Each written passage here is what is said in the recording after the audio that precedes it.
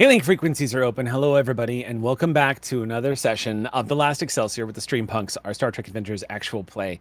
We're going to jump into the game pretty quick tonight. So let's just real quick announcement for everybody to know. Next week is going to be Noirville. So September 1st, Noirville, and it's going to be back-to-back because there's also a Tuesday game. So be aware. You're going to get dosed up with some Noirville next week. So stay tuned. That's the only announcement I got tonight. Anybody else? Got any announcements? Yeah, Caitlin.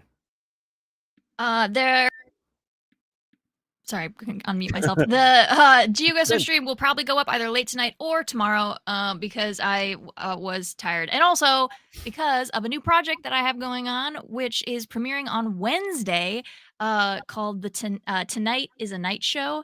It is a sort of sketch comedy once monthly, like live streamed Tonight Show with like bits and stuff. I just got brought in. A bunch of my really good friends are working on it. And our first guest is Rebecca Sugar. So you guys should come and tune in on Wednesday over on twitch.tv/ oh my God, Deluxe Video Drift. And you can check out all of the social media. We're on Blue Sky at dvd.bz. I just got brought in and we got to do a bunch of cool stuff already. I'm really, really excited. It's been super fun to work on, and I hope you all check it out. Yes, chat, the Rebecca Sugar. So it's gonna be a good time. I hope you all tune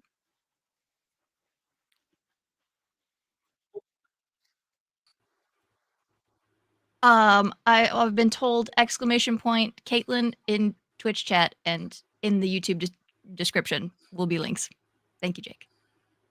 Sweet. All right. Anybody else got any announcements that's as cool as that one? And if you don't, then don't speak. I don't have anything cool as that.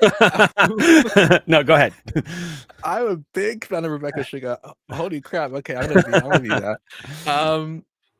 Damn. Okay, cool. What was my announcement?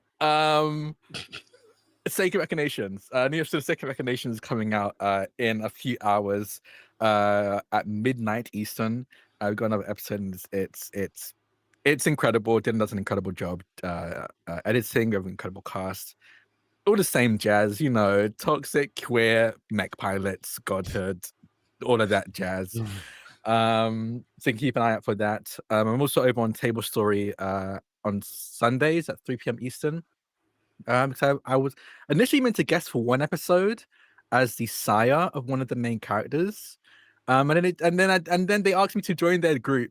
So I think I'm gonna be there for the next few episodes now. So you can check me out there. That is just the Drac protocol. That's how you got here. Yes. Yeah. You just have to keep check you. that out. Yeah, we'll see how it goes, because they're all of the characters are ready to tear my throat out when I first appear. So we'll see how long my guest appearance lasts. Excellent. We can check me out over on Table Story at 3 p.m. Eastern. I hope you die. Sundays. Also on Table Story on September the 3rd, 10th, and 17th, the one shot became a 3-shot, well, 4-shot technically if you count these 3. We're going to be playing Dragonin, which is a dragon riding ttrpg that hit Kickstarter. I believe it's still in Kickstarter, it's been fully funded. But we're going to be extending our one shot into a now 4-shot because they love our one shot so much apparently that they were like, hey, we'll give you more money to do more of this stuff. So check that out. If you watched the first episode, you'll probably guess where we're going with the next 3 episodes. It's going to be a jailbreak. So we're going to be doing a jailbreak with dragons. So you can check that out on the 3rd, 10th, and 17th of September over on Table Story at 4 p.m. Eastern. But yeah, I think that's everything. Okay. Anybody else got anything before we jump into the game tonight? I do. Tomorrow, right here on Arthaven, be sure to check out episode 3 of Agents of Lovely. The agents have picked up their target, Molly, who seems to be possessed by a devil. And we're going to see who pops up to try and collect. Also, after that, on Thursdays, find me over on Great Hit Chronicles for our Tales of the Valiant game. And this Sunday, we have D, it's the Riddler, for morning rituals. So be sure to check that out. And the last thing that I can talk about is if you are in the Chicago area, next week at Goblin Market, I will be running some outguns. So if you'd like to check that out, please come by and see me. But other than that, that's it. Okay. I Bye. love Outgunned. Seriously, one of my favorite games right now. So good. So good. It's so much fun. And the superhero supplement is just mwah, mwah, mwah. Yeah. It's really yummy. It's really good. Outgunned got my attention because they released in their Action Flicks volume a Ghostbusters template, and I was like, so they got me. They got me good. So don't be surprised when October rolls around and I'm begging the StreamPunks to play some Ghostbusters with me. All right. Anybody else have any other announcements this evening before we kick things off? No, next episode of May Contain Science will be going up to YouTube and Coffee either tomorrow or next week. I don't know what to do with things on weeks where I didn't feel good and wasn't good to do the upload during the day. In the same spirit, I will not be doing May Contain Science tomorrow because this is the day that I do the May Contain Science thing, thanks to support from viewers like you. And so I guess what it brought me was some rest, which I'm gonna go feel very guilty about taking, but then do it. Because I actually, at a certain threshold, it turns out you have to. It ends up not being optional anymore. So I'm just going to say thank you. And the next episode of May Contain Science will be up either tomorrow or next week. See, I'm providing y'all so much certainty. Hey, suspense is an excellent storyteller tool. I'm just saying. That's going to be the Delev cliffhanger. Let's see you deliver us some suspense then, eh? Yeah. With that, everybody, let's go ahead and jump into tonight's episode of The Last Excelsior.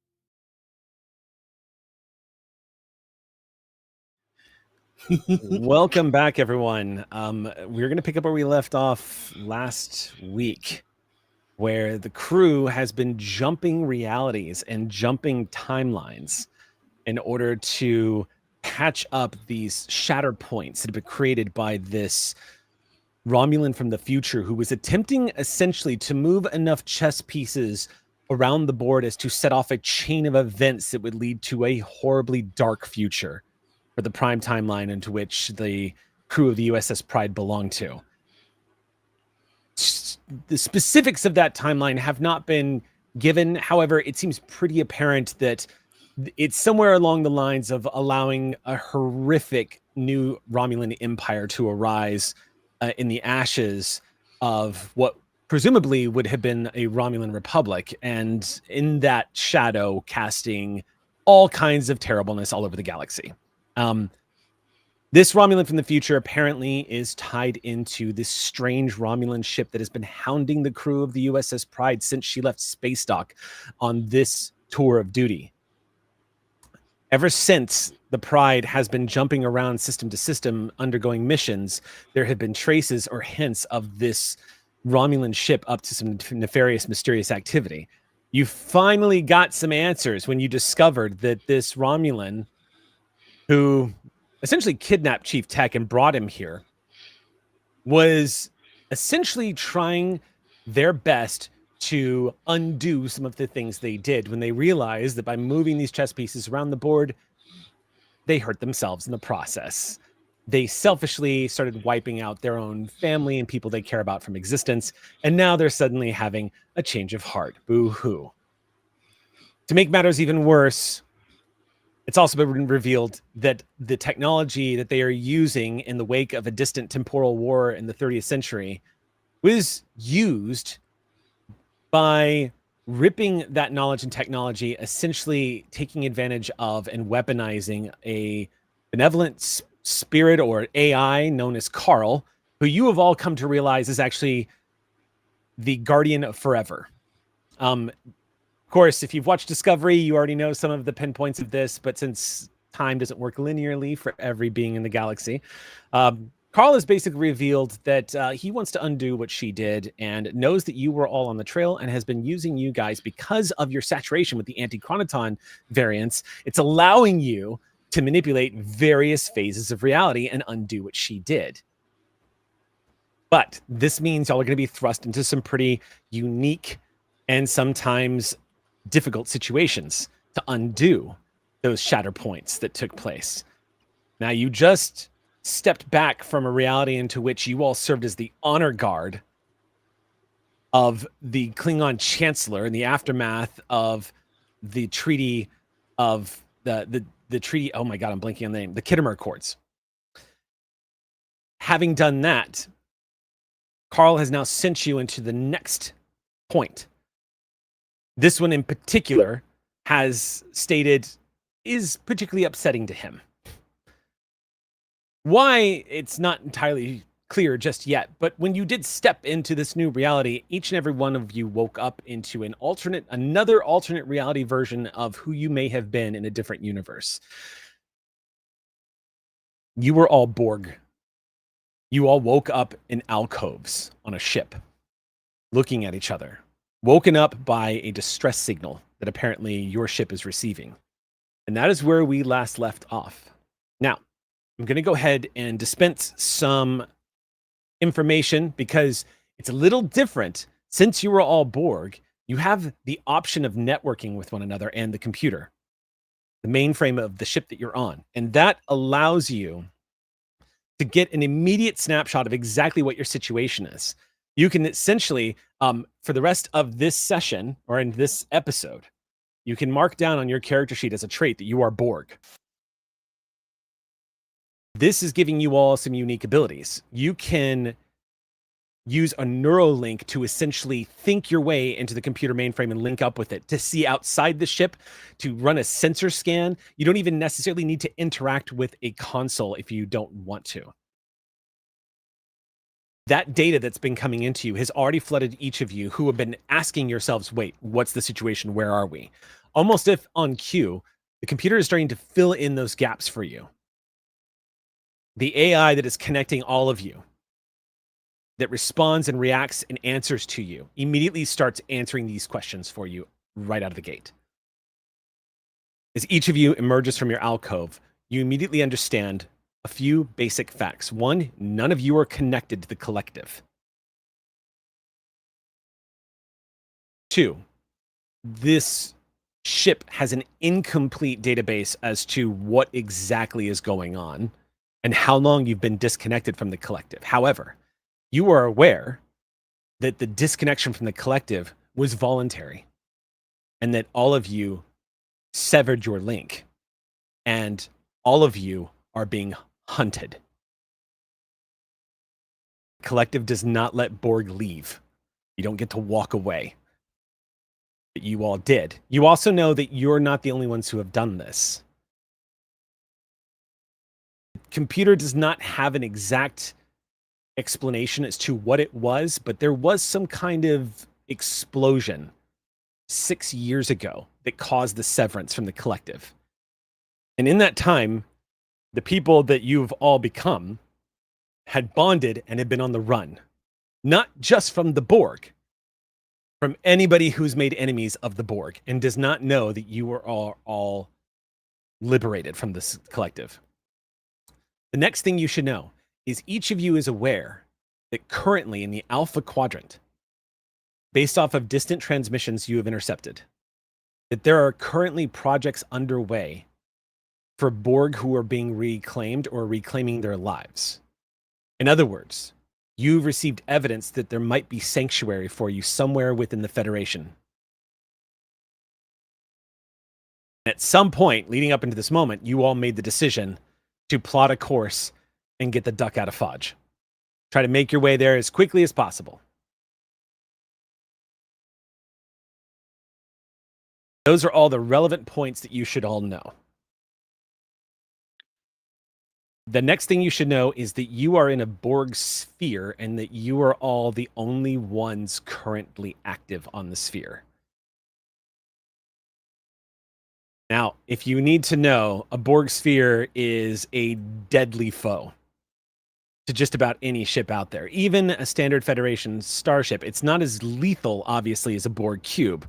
Spheres are much smaller, much more agile, but they still contain the same advanced technology that's capable of slicing into the hulls of starships. Their tractor beams are incredibly powerful, and spheres also have capabilities of using transwarp gates. However, you all dare not use a transwarp gate, as that would give up the game. The Borg would be able to find you all. You've been managed to lay low by keeping your signature quiet. However, you've all been awoken from your alcoves by a distress call. That data is still coming in. Right now, you are all trying to adapt, no pun intended, to your new circumstances, as each of you is feeling the extraordinary sensations of being a Borg, something that Federation officers pray they never have to experience.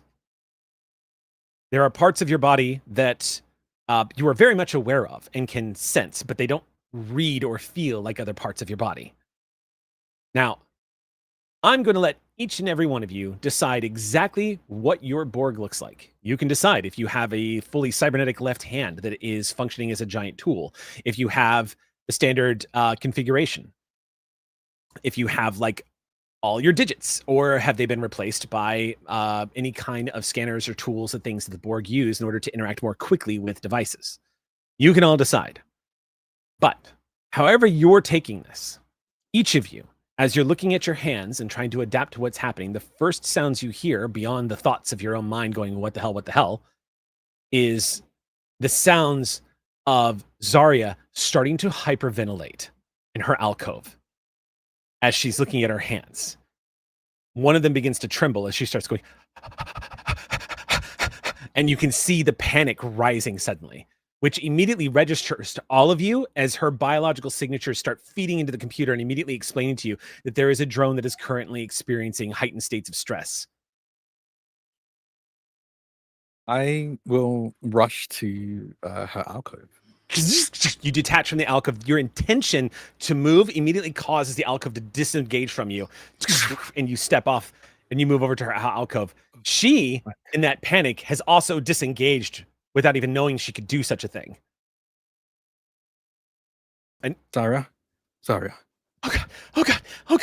She reaches out and she grabs hold of you, and she looks at you with a mixture of desperation and terror, seeing that you too are also Borg. Her one eye is widened. The other side of her face is completely covered in cybernetics with what looks like a Borg eyepiece. Almost like an instinctive reflex, as she grabs hold of you, her eyepiece immediately begins to scan you, which you detect. She's trying to detect if there's a threat, as her cybernetics are just reacting to her stimulus. I'll grab both hands. Zarya, it's okay. Breathe. Breathe. She says, I'm Okay. sorry. I'm sorry. I'm sorry. I'm No, sorry. I'm Don't sorry. need to apologize. Don't need to apologize. I'm sorry. I'm Okay. sorry. I'm sorry. Zarya. If you'd like to make a roll, it's a presence command check. Yeah, I'll do that. Present. Mhm. Okay. It's not great, but let's do it. The difficulty is 0. It's a chance to start some momentum going, but also because the two of you were connected, not just because you're shipmates, but because you were also technically in the same ranged collective as one another. You're able to detect and understand what the other one is feeling. Okay. It's just 0. I just roll. Mhm. Okay. I rolled 3 successes. I rolled a 1 and a 5. Okay. So 3 successes. Okay, then yeah, you've got some bonus successes there. So you start calming her down. She starts looking at you. It takes her a moment. Her panic is. You could see her mind working it out as she's remembering. Okay, yeah, we just crossed into a new reality. This is fine. I'm not actually assimilated, and we're okay, and you're okay, and everything's okay. You can see her just kind of like starting to work it out, and she nods to you like she's on track. She's just calming her breathing, and she's. I think I'll like guide her through things that have helped me in panic when I've had panic attacks. Of Okay. I think it's not there's 5 things in this room because I feel like this room will probably make it just like worse. But 5 things that she remembers being in like our quarters during our first date. Okay. Like name 5 things you remember, and then when she names those 5 things, they'll be like name 5 more things. So just try and center her in that way. She smirks as you're telling her this, and she nods and she goes, "The protocol to let a superior officer know if crewmates have engaged in any kind of romantic entanglements. So this is a hell of a way for the captain to find out." And she glances over at you, Captain, and she says, "Sorry, sir. Just wasn't really a window of time to mention." Also, isn't that phase where you're like not sure, you know? No, like, it's fine. I had crew members that were family, and now congratulations to the both of you. Let's really no, it's fine. It's didn't see that coming. Oh, right. I think he's looking at his hand and it's completely Borgified, and it's poor Sharon. Like, I'm sorry. I just immediately in my head, I could not help it. It just popped in my head. I knew it. I'm surrounded by assholes. Sharon had no clue. Trying to process the Borg thing and also getting told, you're like, I can't deal with both of these at once. Get back to me. Circle back. You both are the ones responsible for all the weapons. I don't know how to address this right now. So, okay. I can see your bios. That's handy. I don't love the feeling of not being in my own body, but I mean, there are worse ones. We need to answer that distress signal. We need to find if Prism is here on the ship, and we need to find the win condition for this scenario. So, do we all need another minute, or do we have this? I'm going to attempt to make my way downtown as answer in action. Awesome. Find a panel. Can I have that be my rally? Just trying to get everybody like, okay, I know we're feeling 100%. The things, but yeah, that is 100% a rally if ever there was one. Alrighty. We are currently at 5, just so we're probably gonna get bonus momentum here. Should we do 2? Yeah. Well, we started at 2 then rolled 3 right on the 0. Roll. There you go. Okay, fair enough. Thank you. All right, so y'all get ready because I'm about to send you some information. Yeah, double tap did a thing, so that means we get a shit ton of. So true. You get a shit ton of momentum. So I'm about to send y'all some data real quick. mean, that was off So- presence though. Like we should just recognize that wasn't even double tap being double tap. That Yeah, was no, double that tap was being just- double talk. Yeah, don't. Hey, Yeah. yeah, don't. Presence command. That's my thing. Step off. My How presence dare command you. is very bad. I'll like you that role. You don't see me double tapping ships. All right, it's a respect thing. Oh, respect thing. That's what it was. Okay, good to know, sir. As you approach one of the consoles, Cadence, in response to your presence and intention, a holographic display opens up in front of you.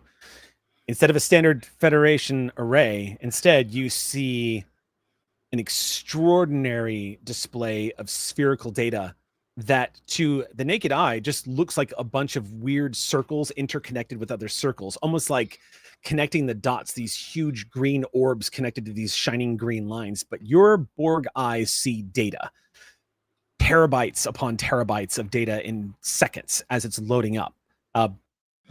As these shapes begin to feed information to you, you learn that immediately there is in fact a temporal data pad that has been scavenged and salvaged on board.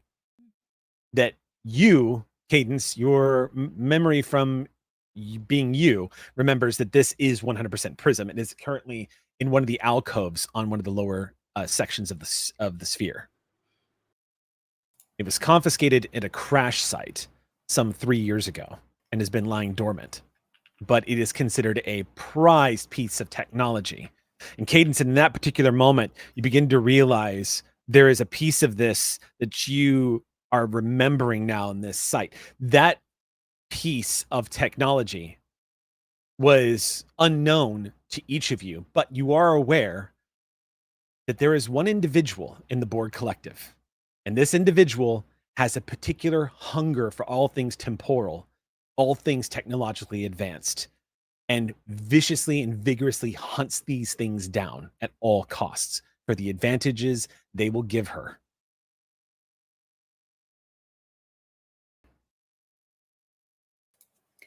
In other words, you're holding a hot potato. Oh, good, because I was worried we were insufficiently endangered. Just to clarify, since I have a timeline on the 3-year ago confiscation, which per my notes is after we have split off secondary to the explosion 6 years ago, I would infer we picked this up while we were a free roaming independent unit. Anything about those circumstances in the records?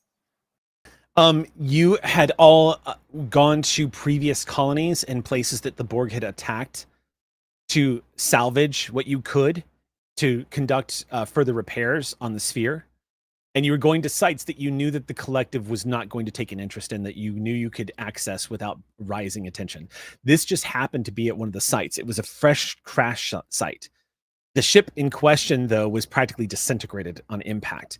There was biological remains, DNA residual residue that seemed to hint that there was biological life forms on board, most likely human. That's about it.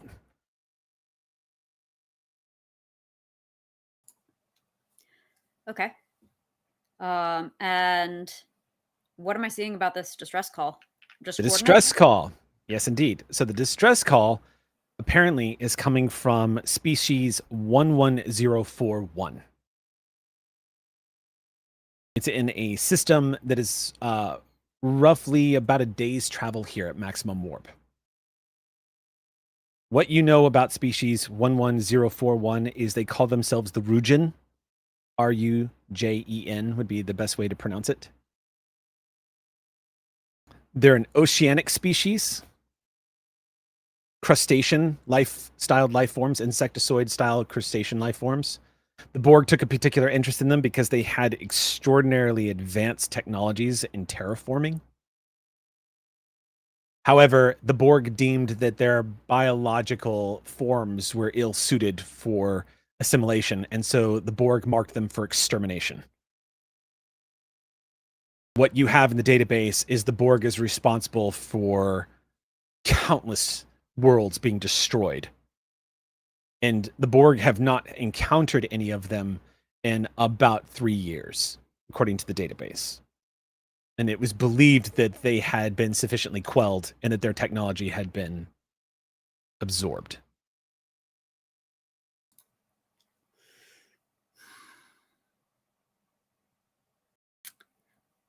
I thought all species converged toward crab, but I guess crab converges toward Borg.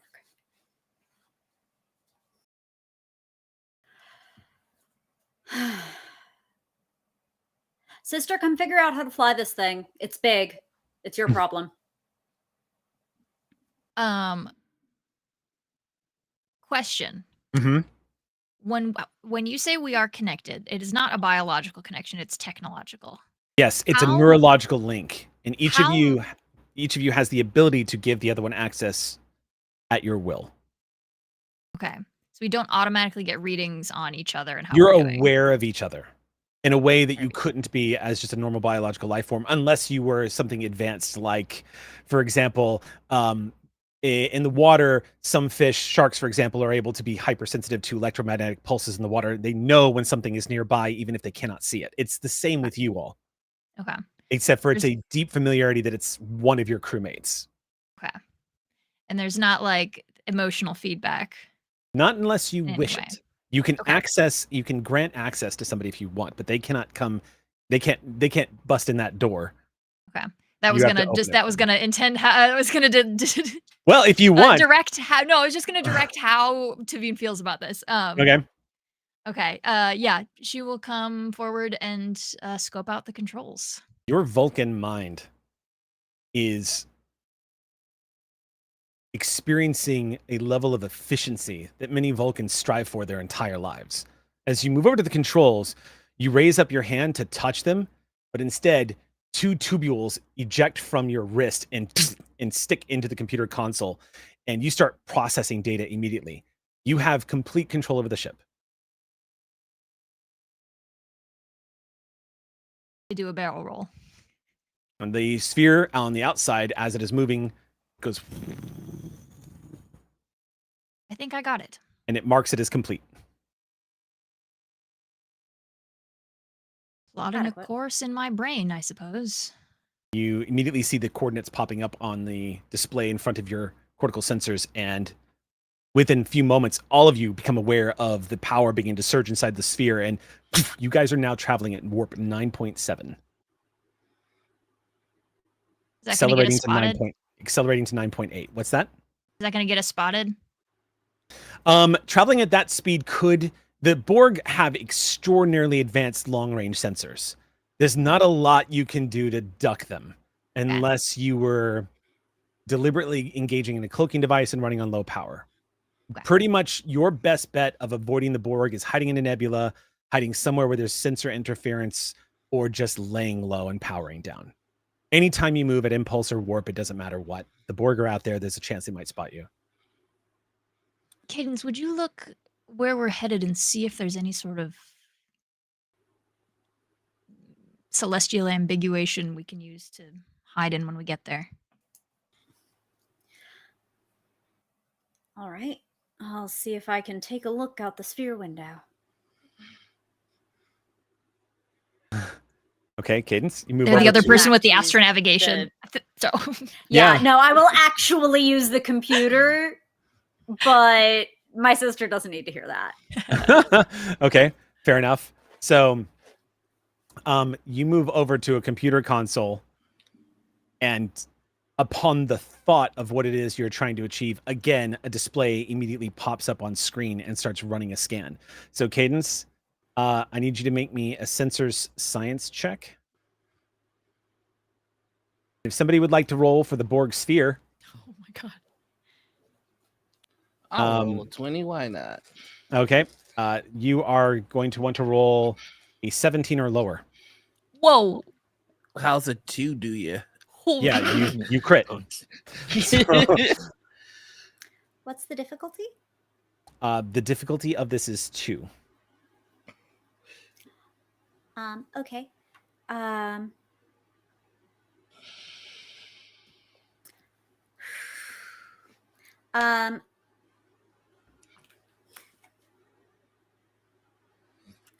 I'd like to use my human trait from my character sheet to add a difficulty level to that, because the amount of absolutely the frack not I got from this trying to telepathize on me is distracting. And so while I'm looking at this, I'm simultaneously like, you ever start playing a video game and you're like immediately like, oh no, not with these controls. And like, you got to go into settings to be like, stop. Yeah. That like, that no, absolutely not, which seems like it should be best represented as an elevation of the difficulty. I still only have to get 1 success because apparently this sphere does sphere things, but you know. Okay, all right, I do. Oh, and my astronavigation focus works into this too, doesn't it? Yes, it does. Okay, so that's a total of 4 successes. 4 successes. 1 momentum back then. And then a crit from the Borg sphere. Yep. Okay, so you definitely... Well, it's a total of 4, including that one. Oh, okay, gotcha. So you were scanning basically to find out exactly the location of where you were all headed. Is that correct? Looking for a place to hide right. or otherwise like features on arrival was the request from my sister. Yeah, the system that you were all headed towards is currently listed as a series of about 42 digits on the Borg database. Is listed as a dead system. There shouldn't be anything there. It's also listed as having a lot of spatial hazards. Perfect. So to your blessing, yeah, as soon as you look it up, it looks like indeed that you guys are going to be flying into what would appear to be some kind of stormy system that should be pretty easy to mask what y'all are doing and where you are. Also, Cadence, well, no, that's a momentum spin. I'll leave that one go. But yes, you get essentially that this looks like... Yeah, go ahead. You're currently maxed out as far as I'm aware. Yeah. Right, and then how much overage? Because I got another 1. So we were on top at of 5. So What did you roll for inspiration? What's it called? Rally? Rally? Oh, Yeah. I never actually rolled. I'm so Oh sorry. yeah. Let's see. Let me get that to you right now. well, it would have been all spillover, so it would be gone by now. Yeah. Yeah. Yeah. Right. If you rolled 1 success, success, we would have been maxed, and then anything that you rolled. Okay, Sam so we would have could get a been- maximum That's of 1 3 spillover. successes. Okay. Then Okay. we're at 1 Cool. spillover, So we were- which will let us get the obtain, which is what I was looking for. And also, I'm thinking we might want to lock a trait in on this sucker from this roll about those spatial hazards and stormy and whatnot. Just like so that, like, that's not information that is material. Like Does that sound good, everyone? Mm-hmm. Yeah. Okay. All right, then we're taking that obtain information, and we are 6 down to 4 in the momentum pool. Okay. The information that you get then as an additional piece of information is that it seems very likely that because of the makeup of the system and because of the interference, it is precisely why the system was chosen. Where the Rujin probably fled here to escape notice. Which further infers that whatever their situation is must be desperate if they're putting out a full broadcast of SOS.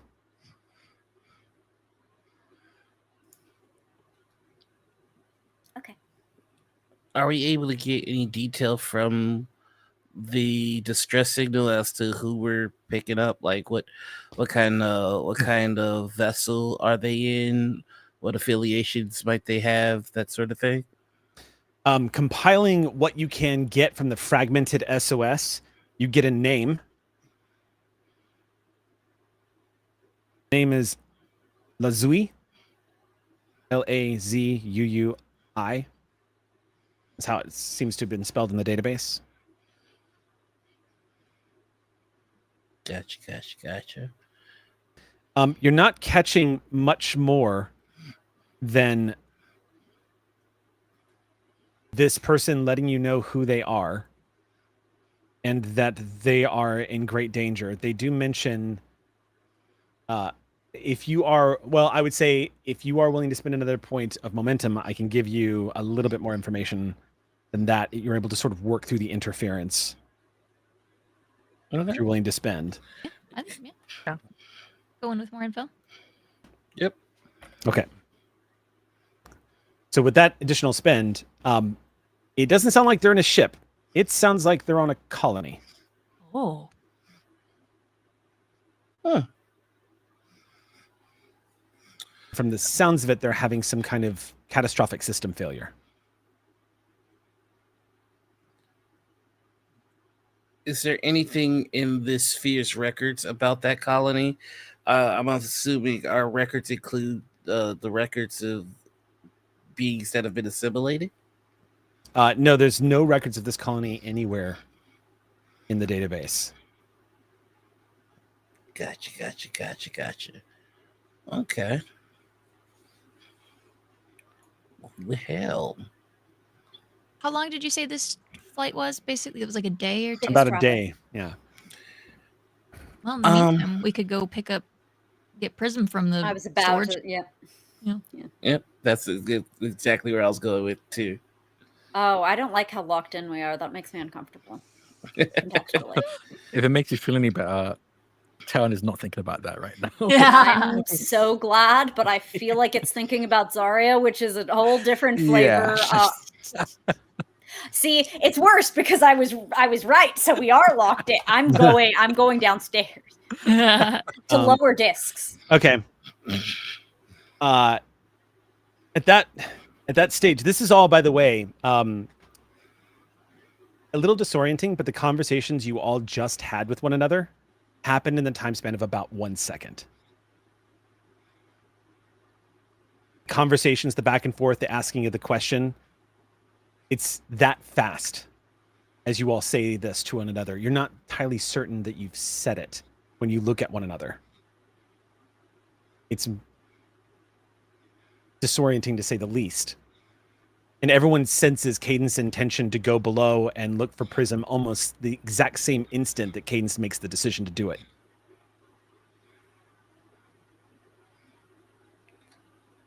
I think in that moment of feeling how locked in we are, Jared is going to, I guess you all will feel the intentions of putting locks on the door of his mind.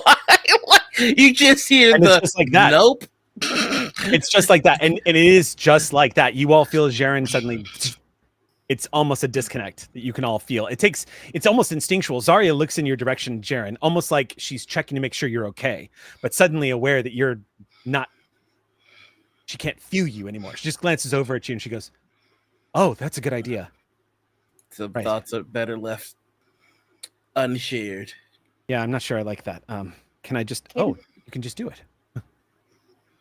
What are you going to do, Cadence, for Cadence? their part, reiterates everything that supposedly happened in the second with their little meat mouth. Okay. Zarya finds it comforting as you do this, Cadence. She just nods at you and goes, "Aye, Commander, understood." All right, now I am leaving. You pivot and begin to make your way down to the next storage area of the sphere. By the way, at that moment, Cadence, you become aware, I'm sorry, not Cadence, Devine, you become aware that the ship has achieved warp 9.99.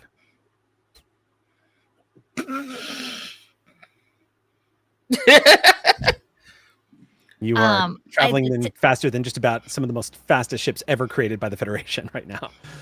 I would be impressed, except we did the warp slide a couple weeks ago, so yeah, it's just, true. you know. Did the warp No, slide. I think Tavine is was unsure the first few minutes, but has since found this quite peaceful, the speed at which thought and technology and stuff, and she's not very technologically forward, but she flies ships and she kind of is the ship right now, and I You think are the ship. that there's it's a little calming almost for her. There's a spiritual connection almost between you and the Pride, but when connecting with the Borg sphere, you are, if you didn't know any better, experiencing what it would feel like to fly at warp. Yeah, that's why I'm I think she's just gone. You can literally, yeah. you can, if you choose to do so, you can literally see what the ship is seeing at any angle on the sphere. It's like a view screen in your eyes that you can just call up. You can literally look around and be completely aware. To make matters even more incredible, you are also capable of processing sensor data as it's happening in real time, making it feel like you are also seeing across light years right now. Yeah. It's a terrifying realization of how it's helping you understand truly what the Federation was up against every time you've studied any of the battles or history books of some of the great encounters of the Borg. To think of hundreds upon hundreds of drones operating at this level of efficiency is pretty terrifying. But Yeah, I think she's not thinking. I think she had a moment of like coming across that thought and then like skirted off of it. She's like, no, yeah, no, I'm because there's a flip meditating right side to now. this. I'm meditating Yeah. right now.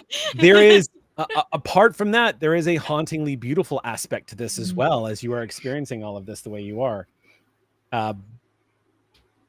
We'll cut to Cadence going into the lower decked areas. Cadence, when you reach the decks below, the first thing you encounter in these corridors is a row of what looks like, you're guessing there's got to be at least 80 or so alcoves. 40 on one side of the wall and 40 on the other, just lining. They're completely empty. Active, however. Moving through these corridors, you enter into a back area where it looks like there's a quarantine, like sample area. The moment you reach this space, it opens up into a roundish looking room that has all manner of bizarre technological looking paneling that reaches out. Nothing like tables or anything like that, but you also know that at a moment's notice, you could have one formed by a thought, just having the paneling exude itself outwards. Holographic displays and such can be available to you if you want them. Cadence, you're also aware as you enter in here, wondering where this thing is, your mind is immediately filled with options. It's almost like it hits the firewall that you've built for yourself just now of not like wanting to have all that sensory information unless you ask for it. So instead, it's like becoming aware that the computer is on standby to give you answers if you wish to have them. The computer really thinks it can be more helpful than I am stubborn. Did you mind if Jerry joins you down here? Please, absolutely. You will catch Cadence looking with their eye meet. I'm gonna never need. I'm gonna need you to never say that again. You know, we all have things we want, and couldn't help but sense where you were, so figure we'll do the buddy system. Have you come across any other Borg XBs, any other life signs? no, just the empty alcoves up the hall, sir. The computer would probably have life sign stats or something if you're inclined to look. Where is this thing? It should have a beep, sir. It should have to beep. You're actively trying not to just think about the thing that you're looking for, right? I'm sure if you think about it, then it'll come. Well, then I think as a peregrine flyer, we all immediately see the problem. Not a thought between these eyes that isn't about flight. What could it possibly operate from? I don't think you're allowed to be in Starfleet if you don't have a thought between your eyes. I think he's gonna try and think of the device to see immediately, if it comes yeah. The moment you think of it, you see one of the alcoves line up green and you see it slide out, and this force field that was activated over it immediately deactivates, and you see a very familiar looking rectangular shape that's taken on a different form. However, it does seem to respond as you spot it. So you're embracing it then, sir? I was gonna ask you about your thoughts on this. This is peak performance, peak efficiency. Yes, and if I'd opted in, I'd be all about it, sir. but I think it's rather characteristic of this whole setup that people don't really get to.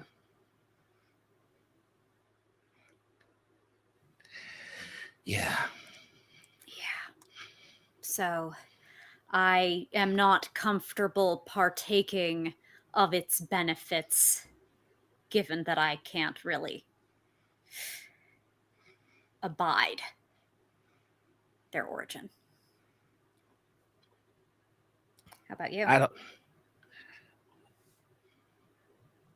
To be frank with you, I think I'm terrified.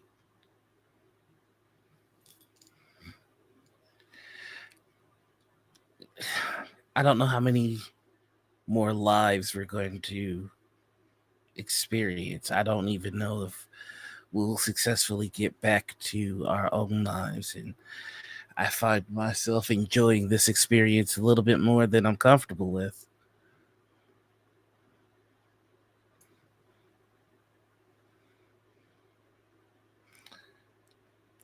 I think he's just going to kind of put Prism on the floor and like kick it aside. Like, I didn't find anything.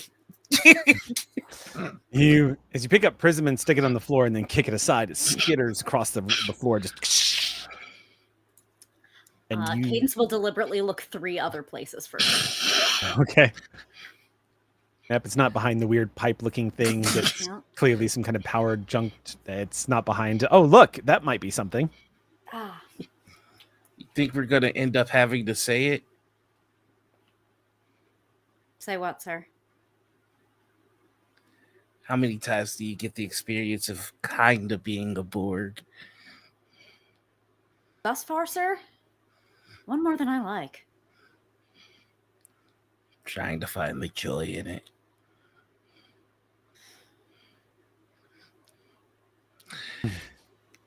Just let that look as grotesque as you please. Okay, yeah, don't do that. Don't. That's. You see under the pale bleached white skin that is currently like crowned with veins of Cadence, just giving you a brilliant white toothy smile, contrasted against the black technological like metal components that have been grafted onto their face, and it is a sight.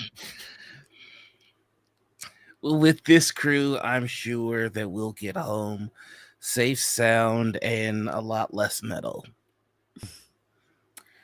Oh, sorry. I want to just pause here and just say to the audience that at all times I never endorse being less metal, but in this case, obviously it's in the context of Star Trek, and Noir would probably agree with me. But anyway, that's all. Interjection complete. It's time to be punk rock now. Yeah. Yeah.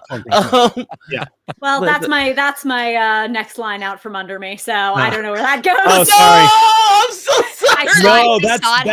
I saw it happen. That's on me, and this is a thing that happens with Sam and I, and usually I'm smart enough to keep my mouth shut and let the player have their moment, but I had to open my big mouth. We're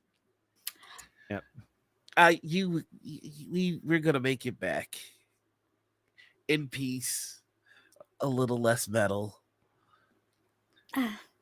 Less metal on the outside. Resistance is futile. I had to get one. They bap the side of your arm like. That didn't feel gross to you? That should feel gross, sir. I'm checking my systems. Checking your systems. The moment you do that, get ready to write. Here's some information for you, Noir. I meant it as a joke, but I'm seeing so much information. Yeah, the moment you decide to check your systems, I'm now going to give you all the traits that you have. Okay. You are immune to pain. Oh, You are completely immune to pain. You are also completely. You have total night vision whenever you need it.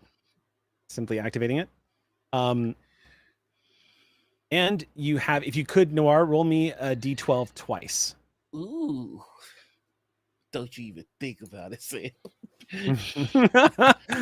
I mean, by the time you said that, Here's it was far too late. it's a 3 and a 4. You have a cortical array, which makes you resistant to all disease and poisons. I'm And going then out a partying. 4, you have an interlinked node, which allows you to interface directly with technology without even having to touch it, much like Cadence has been doing. Heck yeah. So I think he just It also means that you can gain the assistance from any piece of technology you encounter if you spend 1 point of momentum. You can basically approach an enemy ship, touch it, and spend a point of momentum and gain assistance from that vessel for whatever it is you're trying to accomplish. I think being playful and like having his guard down and being like, I'm gonna check my systems and actually getting information. I'm gonna give Jared a stress. Okay, that's fair. I left something out, but go ahead. No, what's up? What's up? You also to get into the meat of it now too, you also have an additional resistance of 3 to all physical damage from exoplating. And Wait, but that does nothing.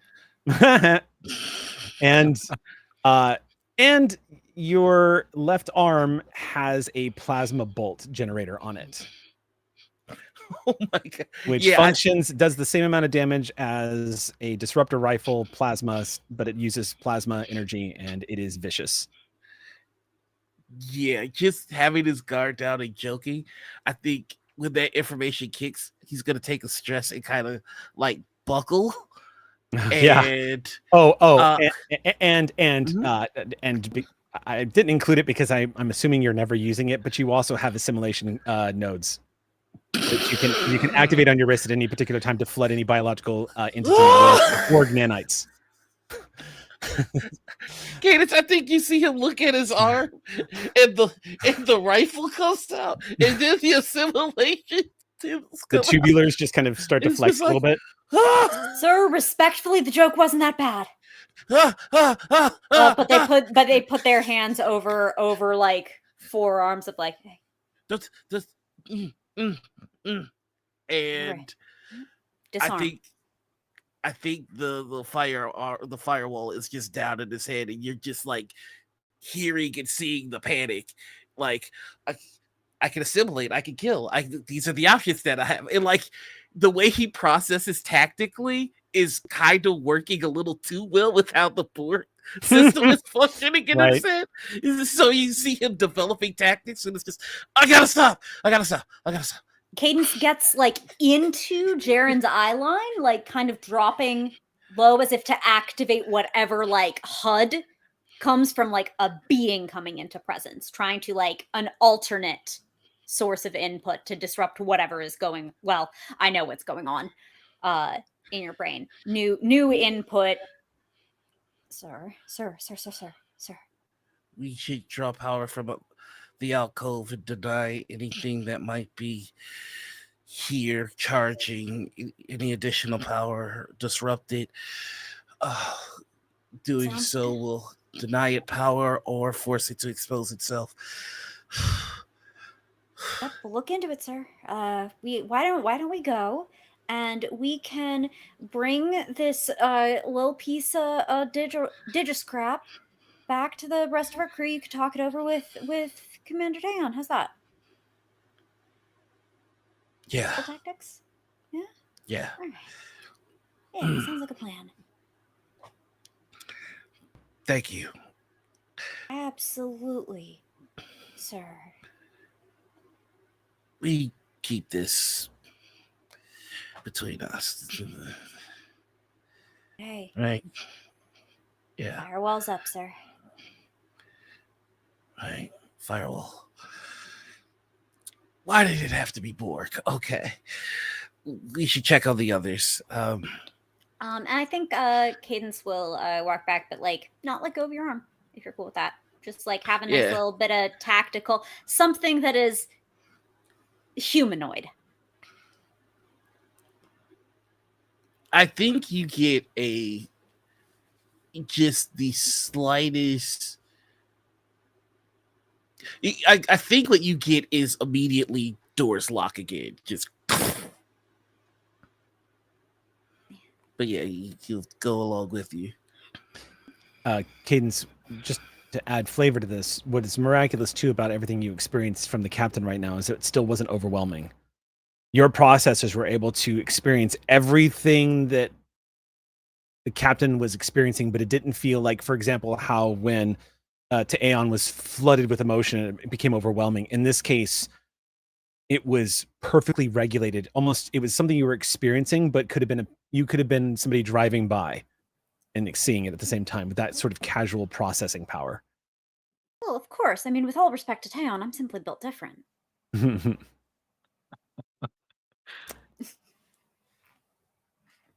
Okay, so you all head back topside. Yep. While all that was happening, was there anything happening on what would be charitably described as the bridge or control area where you were all at? I think Zara and I are manually taking a look around, getting a scope of this the ship. Just a quick reminder, just as you're setting this up, just as a quick reminder, Zarya will do whatever she is ordered to. She is not activated in the scene right now, so she's not a support character. So if you want her to do something, she can only do it if she is ordered or told, or you have her along like you're doing now. Just to give you I don't think it's anything major. I generally think it's just him being like, I honestly entirely forgot that we hadn't told the captain. Do you think he's mad?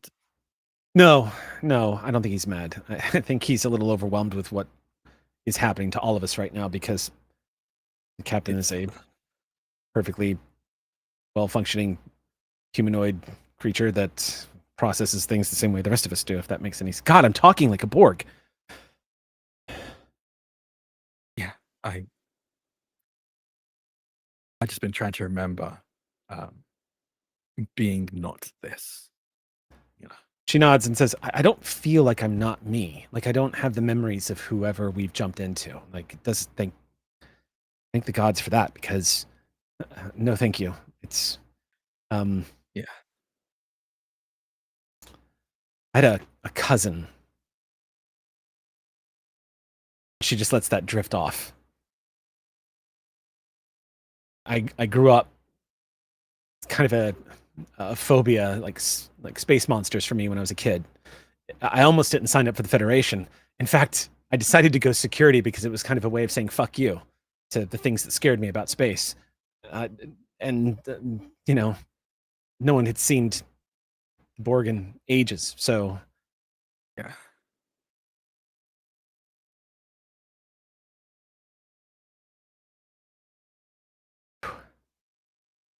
It's giving me some perspective.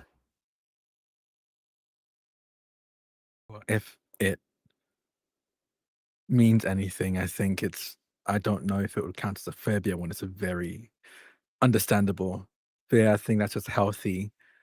Healthy fear. Honestly. I think I know what you're trying to say. This is a strange situation. I'm not sure anyone would believe us if we told them. I'm not entirely sure if we're allowed to tell anyone after all of this. I mean, the Department of Temporal Investigation is probably going to classify all of this in order to protect Carl from ever being used or something along those lines. But this is definitely going to make for the most wild mission report I've ever written up.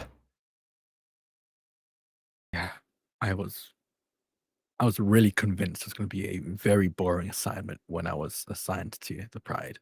Me too. It's a ship that got pulled out of mothballs. Like we were supposed to be reserve fleet. Exactly. I thought we were just going to be running errands and shipping supplies to colonies. That's what reserve fleet does. It's not what I expected. Yeah. Can I keep this between us? Yeah, of course. I kind of hated Cadence when we first met. A lot. They brought their whole wing of fighters on the Excelsior class, and I don't know, just kind of ruined all my fantasies of working on an Excelsior class. All of a sudden we were like a carrier or something, but that's stupid. What it really was is that I felt like the only good we were to Starfleet was because of them. You know, Griffin Wing. We kept being told over and over, we have a good captain. They kept telling him that he got this job because of wanting to test flight. They let the Pride have another tour because of this test flight. And I used to throw that at Cadence. I used to hate them for it. But turns out they're just another reason to be proud of serving on the Pride.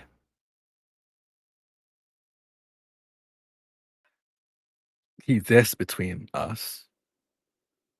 I don't think. I don't want Cadence to hear me say this, but even when I was certain they hated me, and I'll be honest, I'm not entirely sure if they don't hate me now. Still, they are by far one of the most incredible pilots I've ever witnessed, and the Griffin Wing itself as well. Part of me wishes that. Sorry. Oh. Sorry, I didn't mean to interrupt you. I just. Why would Cadence hate you? Don't they barely know you?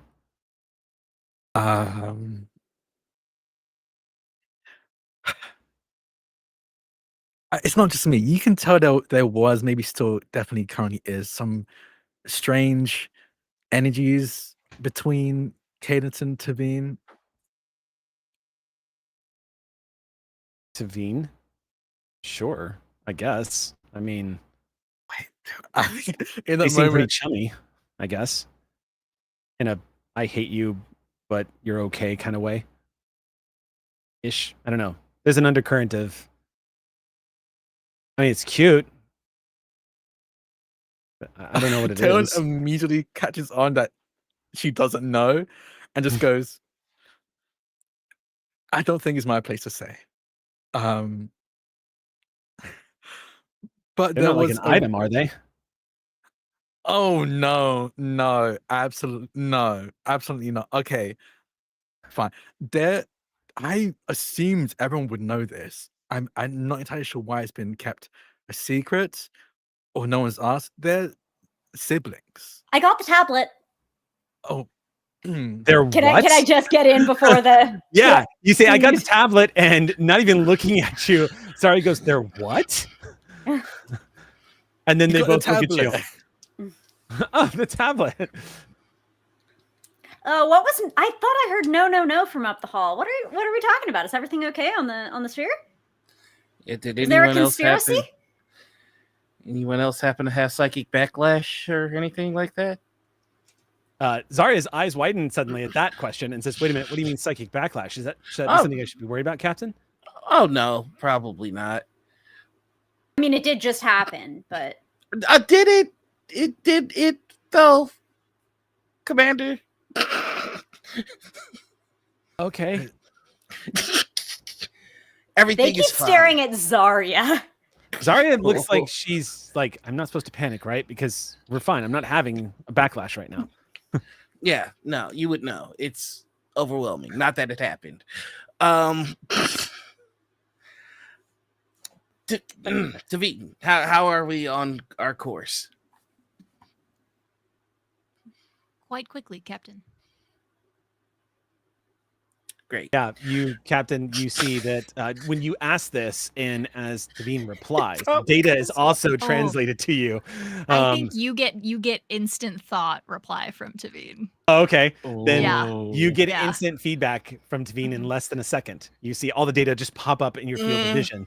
Y'all are currently proceeding at warp 9.99 towards your destination.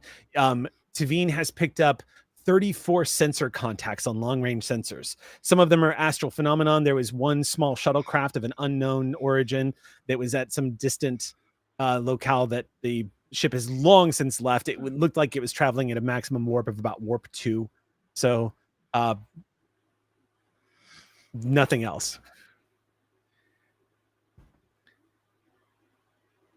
We still have just shy of 24 hours, Captain. She says out loud. To me, since you gave him the info in his head, I will say one of the doors that he's trying to seal off is cracked a little bit. Excellent. It's in the crack. She's someone who values privacy. She would. I respect that.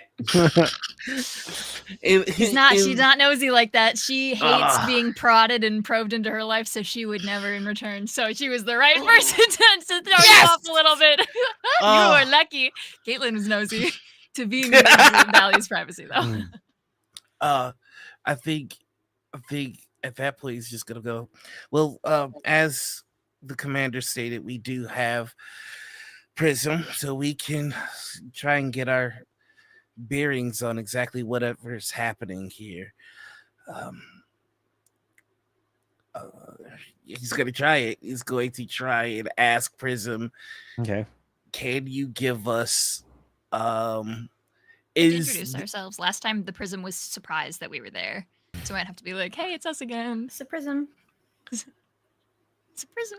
Jared was not thinking that. I'm gonna be honest with you. Fair enough. Yeah. Fair enough. He's just gonna go. Is there any record of a rogue Borg sphere heading towards this location? Are you're asking that of the powered tablet? Yeah. There's nothing at first. And then you see the programmable matter begin to react to you.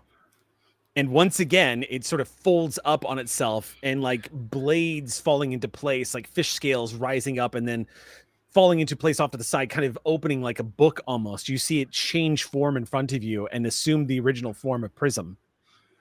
Comes online, and then you hear Prism's voice say, voice print identified. Captain Jaren Idril. Extraordinary. You are registering as a temporal displacement. Well, that's good news, or else this would be very awkward. And I think the like assimilation nodules are just gonna come out like. Right, now it's not awkward at all. We all have them. Zarya says, I know I'd be nauseous seeing that, but I don't think I have a digestive system anymore. At least not like I used to. I am feeling the urge to assimilate, and that's a problem. So we really got to get out of this one fast. You hear Prism say, scanning. I now detect bridge crew, USS Pride. Extraordinary. How may I assist? Is there any record of a rogue Borg sphere around this location in your historical documents or your historical records? Referencing. Yes. A Borg sphere did make a journey in this location around this particular time period. Oh, they went to an amazing birthday party and indulged in cake until Sorry, Captain. I have no recollection or any kind of database that suggests that there was a birthday party or cake. Damn, they burned out the joke subroutines. Prism, we've been sent here to correct a temporal wrong, I suppose. Are there any inconsistencies around this period in this area that we might be able to assist in smoothing out? Yes. Although I don't have the exact natures, I'm sensing variables and disruptions in the time stream. Something has been altered. I do have on record that a Borg sphere did arrive at these coordinates, and you see on the screen the coordinates that you were all traveling to. From what I understand, a colony was in distress and reached out. Responding was a Borg sphere of recently liberated Borg who attempted to help. That is all I have. Is there any records on the fate of the colony? No, I'm afraid not. Records of events that took place this far outside of Federation space are difficult at best.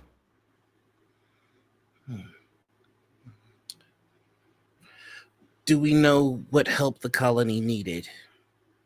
No, I'm afraid I don't have that information, but I do have information of what kind of planet the colony is. Let's hear it.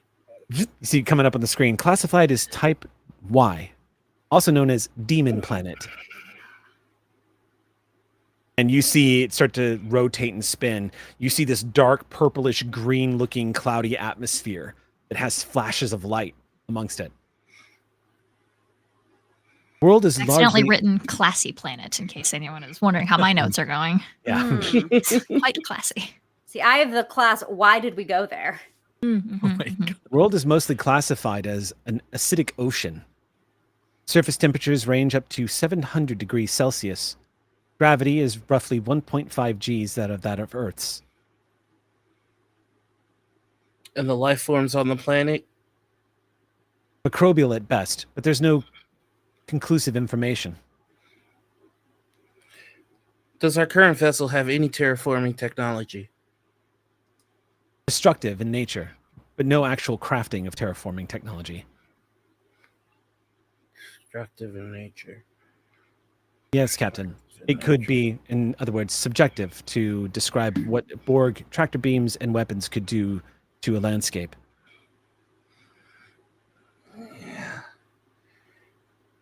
Prism, in a hypothetical scenario in which someone had the ability to alter timelines without it being known to the temporal agency, is there any ways you have to center around where those moments or what the targets of that might have been? Are there any ways you can narrow down your inconsistencies? Unfortunately, not until they are happening. I have the capability of sensing when something disruptive is taking place, but because of its very nature, I can't predict when, how, or where. I would like to fill Prism in on like our everything so far, just so that they're up to date, because our last Prism Yeah. didn't know all of our stuff. So I just want to make sure this Prism has everything that they need to help us. Prism processes this and says, my counterpart seems to be well informed.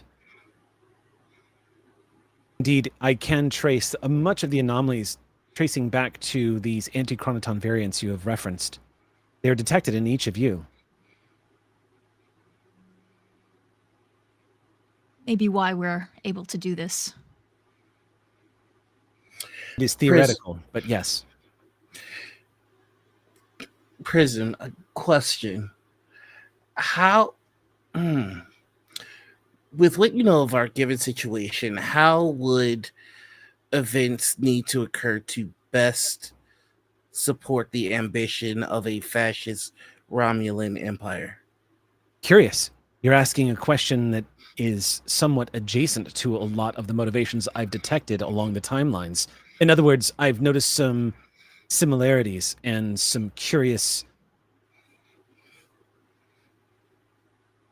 dead stop. Captain, I believe I'm detecting something. A temporal Yes. displacement at distance. And about that same moment, Devine, long-range sensors detect the presence of a Borg vessel. Roughly 15 light years out. Not moving towards you, but certainly capable of seeing all of you. If they haven't already. You're muted. I bet everybody has that information immediately. If no, I'm- because many. You tell. I want everybody? to. I think it's to them Okay. instantly. Yeah. Yeah. Okay, Wasting no time right now. I know that it's skeeving some of them out, but like, wait, this is because they scary. operate at the same speed you all do. So you immediately. Curious though, Prism has been able to detect their presence before the long-range sensors of the Borg craft picked them up. They're not chasing us down, they're just there. They could see us, but have made no moves to indicate that they have. They can see us. Can we see them? What sort of Borg vessel are we looking at here? Another sphere or a cube? It is cubical in shape. Well, that's a party. Are they where we're headed, or are we going to encounter them before we get there? No, it looks like they're actually traveling at a different trajectory than you are right now, and they'll pass out of sensor range in the next 5 minutes. Prism, this is an anomaly? Yes. No Borg vessels of that shape or configuration were detected in this system at this particular time.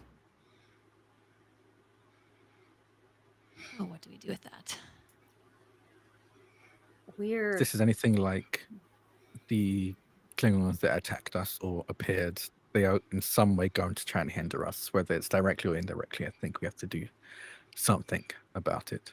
If the Romulan weapon allows them to create photonic time echoes of Borg, then this will be a very dangerous encounter indeed. I think I can extrapolate that what needs to take place is the rescue of this colony, and suspect that the disruption that took place in the timeline might be the destruction of the colony.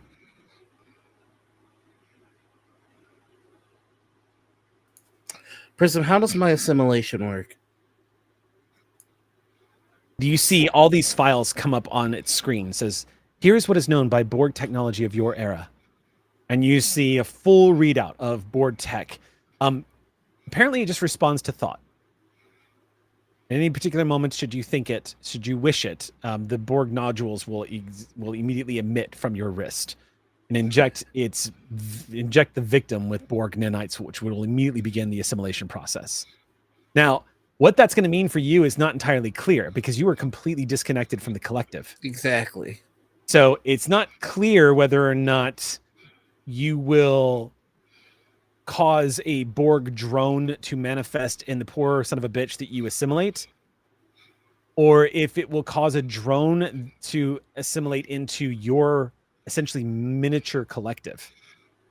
It's likely, according to Prism's files, that any Borg you create, any person you assimilate, will likely just be a atomic drone that has no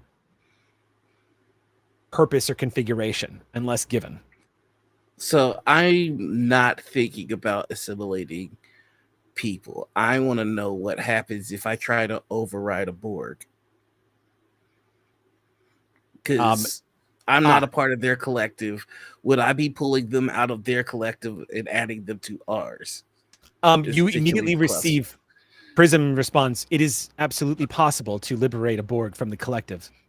However, be aware that as a former member of the collective yourself, you could be opening yourself up to reassimilation. The Borg are not known for allowing drones of any rank and file to leave the collective, and will prioritize any ship or Borg drone that has been disconnected. It's also worth noting that I would be a high-value target for the Borg collective as well. Yep. Well, I think we got two choices. Either we continue on course, make our way to the colony, and try and help them in whatever way, whatever capacity we can, at risk of drawing the Borg to them, or we knock on the cube and say hello. Thoughts? In the rock, paper, scissors of the collective, sir, sphere does not beat cube. Not by a lot. Oh, it's not the sphere that would win. It's us. We would have to find our way to we would have to find a way to get on board. I admire your tactical mind, Captain, but I do believe that the rescue may be more pertinent.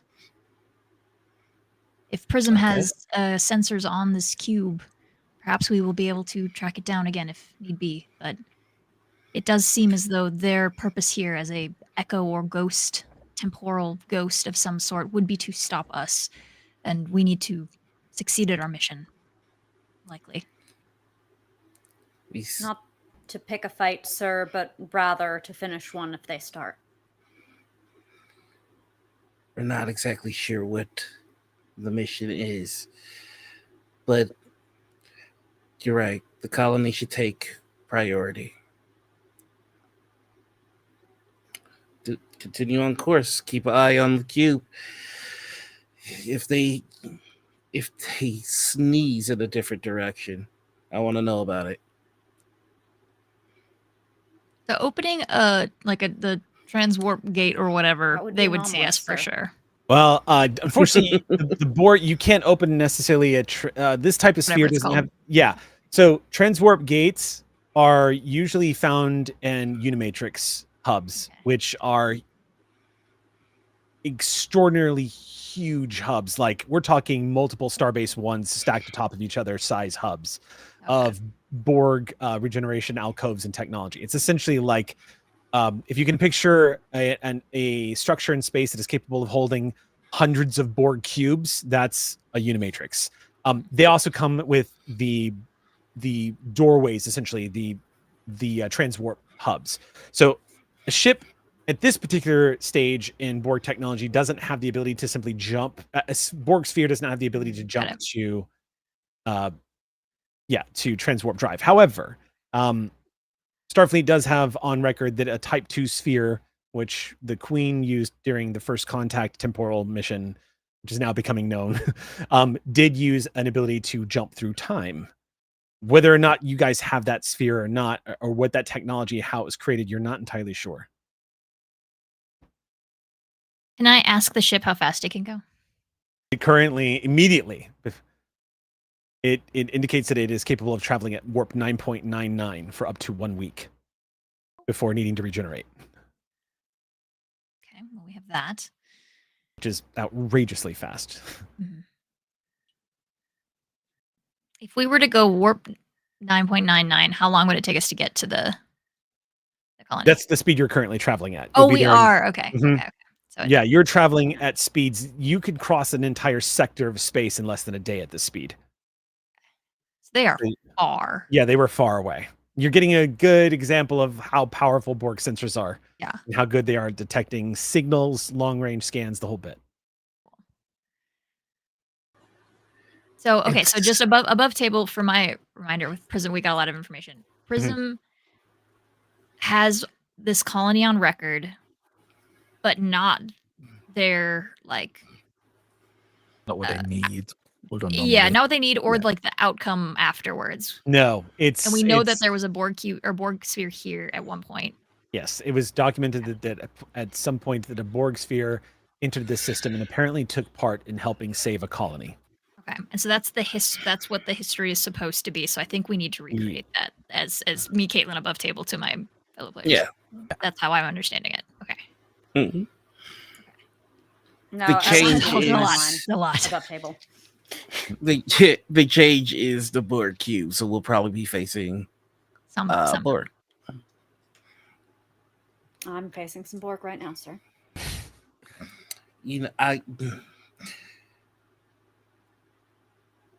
we could, if this wasn't such an emergency situation, be learning quite a bit about the Borg through this experience. For example, I wonder what a mind meld for a Vulcan would be, for a Borg would be like.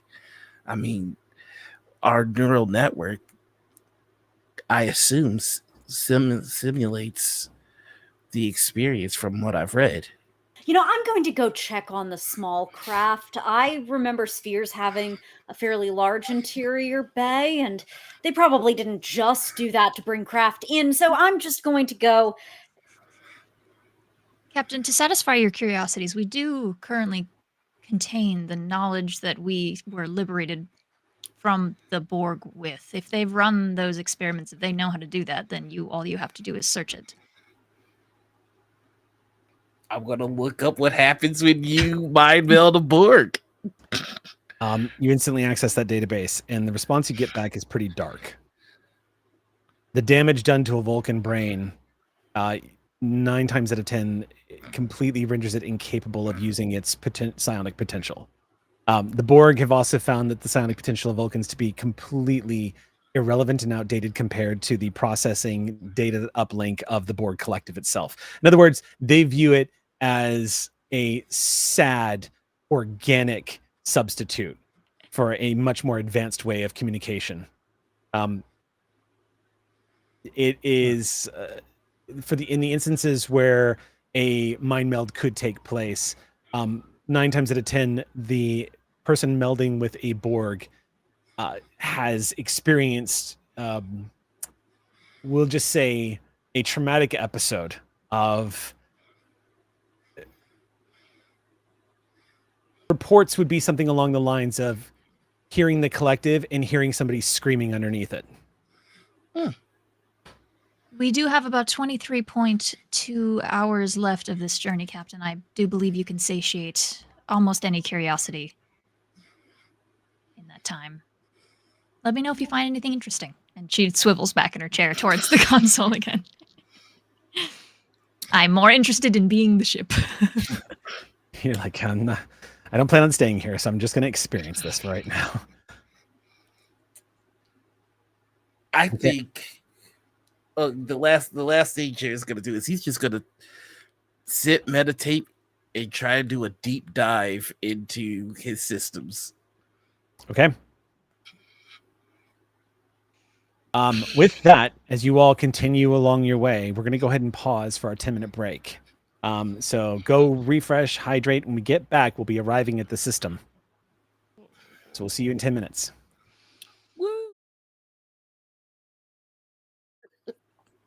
Welcome back, everybody. We're back from a break. We're back a little late from the break because we couldn't keep our mouths shut. But now we're ready. Now we're ready to. It's just too good. Continue not keeping our mouth shut. Yeah, there it is. Okay, so as we are heading back in, we're going to pick this up unless there was a scene request before we arrive at destination. Otherwise, go ahead. No, it's not a scene request, but I think I do. Even if I am kind of like hesitant about the form I'm currently in, I do want to know the capabilities of the form I'm currently in. As roll 2d12, please. Okay. Yeah, everyone else is deliberately not looking. Go ahead and roll 2d12. Okay. An 8 and a 7. An 8 and a 7. You have a cybernetic arm. Okay, I always always. Yep, your cybernetic arm has been replaced with an advanced. Oh boy, it is it has a built-in medical equipment equivalent to a med kit. It also has advanced tubules for assimilation. You have quadruple the amount of ability to assimilate as Noir's Captain Jiren. You have. Your cybernetic arm has the capacity of assimilating multiple people at the same instance. And you can only imagine that must look like your arm exploding into tentacles when you get close to somebody. But it also has compartmentalization inside of it that has nodes which contains compounds that are almost exact like hyposprays. And it looks like they're almost in a chamber, rotating a chambered-like thing. It functions almost like the moment you decide you know what the person needs, the chamber will activate, rotate, almost like a spinning chamber or a Gatling gun, and it brings up immediately the hypo that you need. You can activate it. Okay. So you essentially have the ability to heal on the spot and repair biological damage. What was the second one? I think I said 7. I had 8 and a 7. 8 and a 7? Yeah. You have 2 cybernetic arms then. The other one is a tactical cybernetic arm. This one is heavy. The knuckles and the appendage at the very end of it has the capacity of folding in. Your wrist can actually snap and fold down into your forearm and turn into what would appear to be a large club-like object that is capable of doing terrible damage. Okay. It is, let me just give you that stat real quick. It's a harm arm. It's a what? A harm arm? Arm. There's Sam making It's a real harmful. horrifically disturbing Borg weaponry into cute names. It's heel harm. It's absolutely heel harm, yes. But it's not a heel, it's an arm. And if you tuck and roll, it's a harm arm knee. Harmony. Y'all are having way too much fun. Y'all are having way too much fun as cyber zombies. Cyber zombies.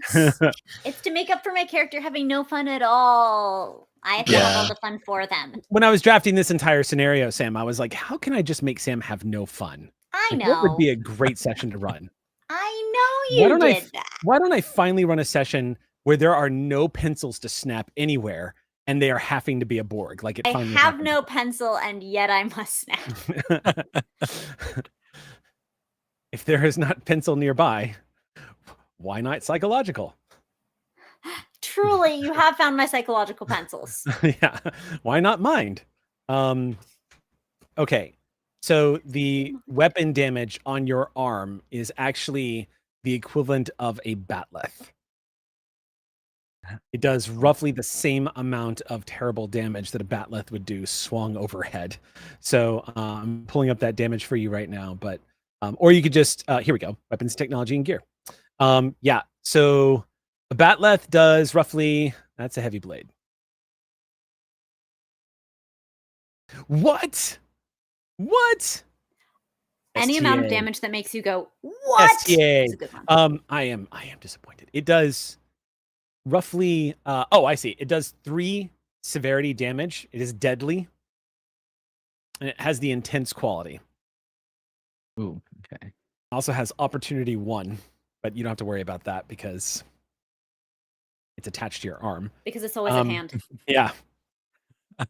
But when you use it, it's escalation 1, which means anytime you break that thing out and smash somebody with it, it's going to crush their bones, but it's also going to give me 1 threat. So, Noted. yeah. Oh boy. So Okay. you got to use it because it's deadly. There's no, I'm going to try to knock them unconscious with this thing. When you hit somebody with this arm, it crushes things. It's very bad. Does anybody else? That are Also, same as Noir, you have a the armored shell, giving you a resistance of 3. 3. Okay, cool. You are also immune to pain. Except these puns.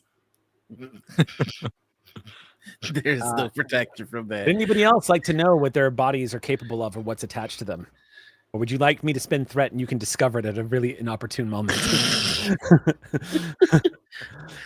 I think I'm gonna head to the small space, the small craft section to check on the XO again. What you discover as you are looking for the XO is there is no small craft aboard this ship. So they have a whole interior bay that's big enough to fit frickin' Voyager, and they just use it to take other ships? Yeah. What's even the point of them? Assimilation. I mean, like, I thought they were trying to achieve perfection here. Then what is this? You're going to make the board bay? cry. Good. Wow. And it'll short out all their Wow. circuits, and they have to like Sam. regenerate. And Wow. Commander, are you okay? If I didn't He take it gets so to fly seriously. sphere. Yeah, there's nothing to. So yeah, you basically find Cadence in the largest spaced area in the ship, which is essentially like the core of the ship, and there is no sign of small craft down here. Well, to help you with the disappointment, would you really want the Borg to have small crafts?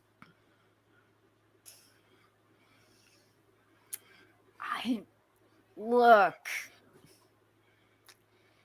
I want this Borg to have a small craft, sir.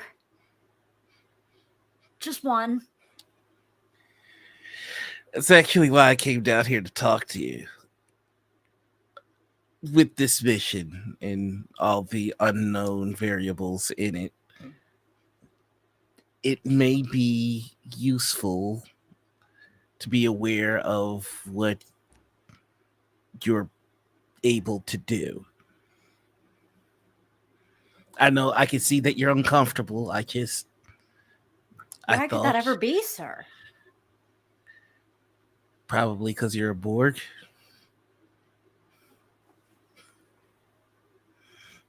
Oh, yeah, that was the... Yeah. It's not nearly as fun to be sarcastic when I receive that energy, sir. I'm trying to fulfill a mission. I could use some support from command. That's all I'm saying. This is command trying to give you support. Yeah, but real support and not sassy deflecting support, sir. I just don't want you to find yourself in a situation where you had the solution to a problem you might encounter the whole time.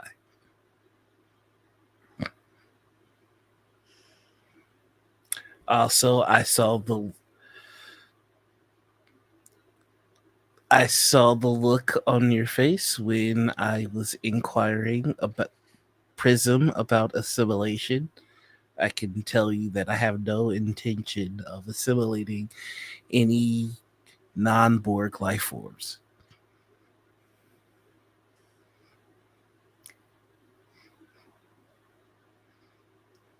Good, sir. I rather appreciate that status quo remaining. I know I'm not the best qualified on the team to take your arm, but I'd really rather not be the one to do it. What seems to be the block, other than the fact that this is, for want of a better word, freaky? Does there have to be more? It's a catch. It is a choice, sir. It is a trade-off with both costs and benefits, and perhaps it is best if at least some of us gaze not into the abyss, because the abyss is hungry for assimilation. Maybe we hold one of us in reserve. I don't know. Maybe we don't all have to delve too deep just in case.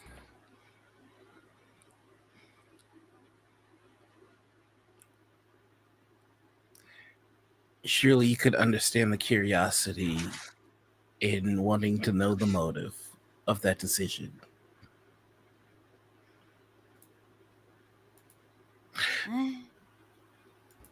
Like, trust is understanding that I don't need to know the motive. It's what it is, sir. Sometimes it's just what it looks like. I know back with the Dichtach, I was a little one in Quilnos. Mm-hmm. But frankly, Quilnos is a better vacation destination, sir. We have to do this for the sake of the timeline. I'm a pilot. I want to just get back to being a pilot with my crew and my captain. And I don't know if getting this existence assimilated by a Borg interferes with that. Not taking that risk. And if push comes to shove, and there could be some tool at my disposal, then I will use the one that I always have. It's gotten me out of trouble so far.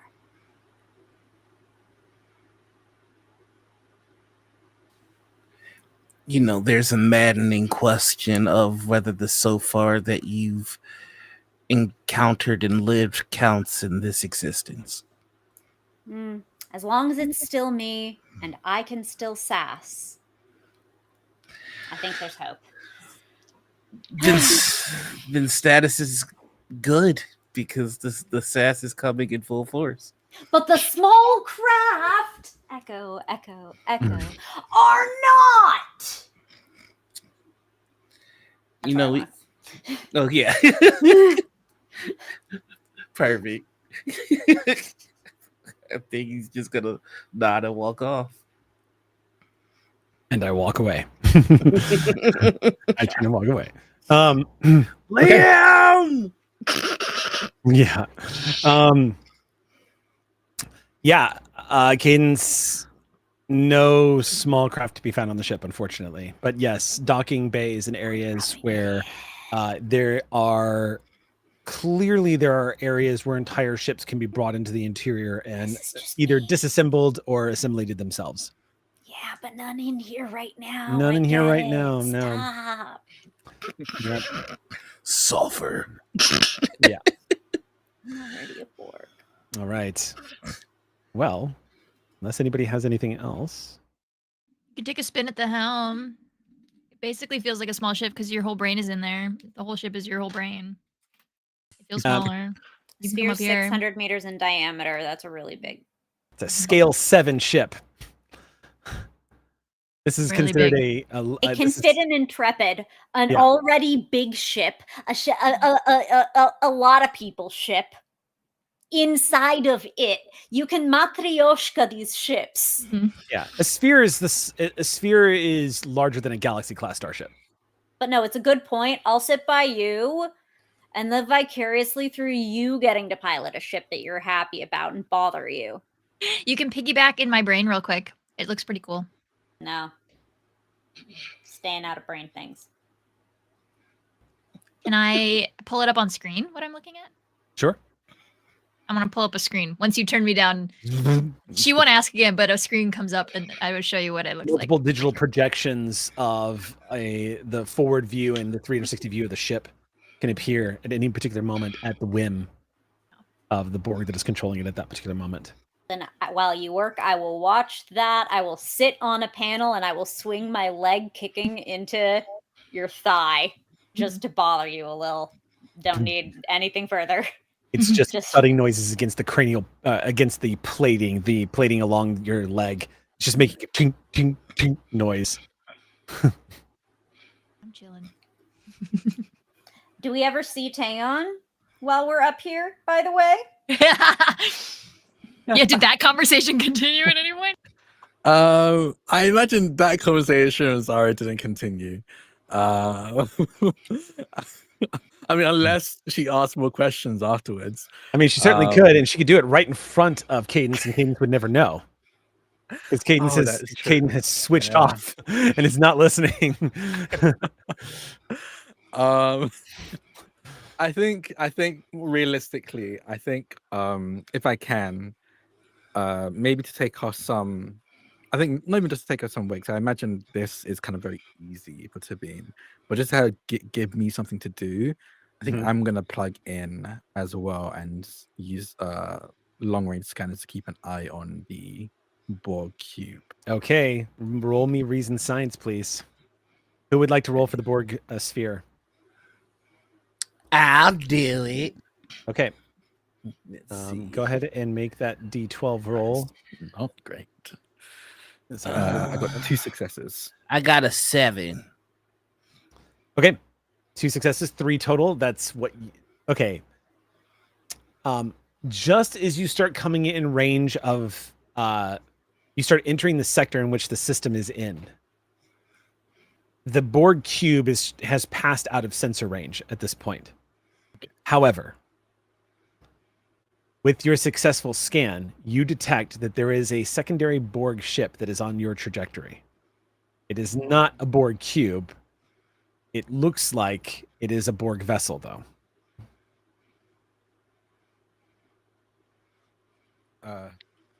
Tavine, and I'll just immediately send this information to Tavine.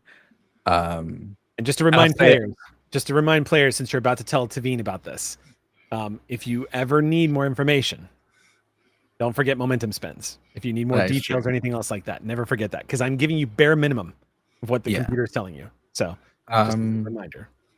I don't know if this can be an information spend and more of a just asking Prism. That's fair. How many? What was the difficulty? I guess I don't know what the difficulty. The difficulty of the roll was 3. 3. Okay. Yeah. And I got 3 successes, but I have self-reliant, so I get 3 bonus momentum from every success I make. So we have 3 bonus momentum. Nice. So I'll use one. I use 1 bonus momentum to just, and this can be a question out loud to Prism as well, to be like, what makes my question is this Borg vessel a temporal anomaly? Negative. At least not that I can detect at the moment. When it gets closer, I'll be able to determine whether or not it's a time echo. But at the moment, it is reading as a Borg vessel of some kind. Okay. Second question. Does it seem like it just happens to be crossing our path, or is it actively aiming for us? It's on your trajectory. So whether it's an intercept course or not, it's not entirely clear at this range. Okay. But it seems likely. Okay. Okay. Third question.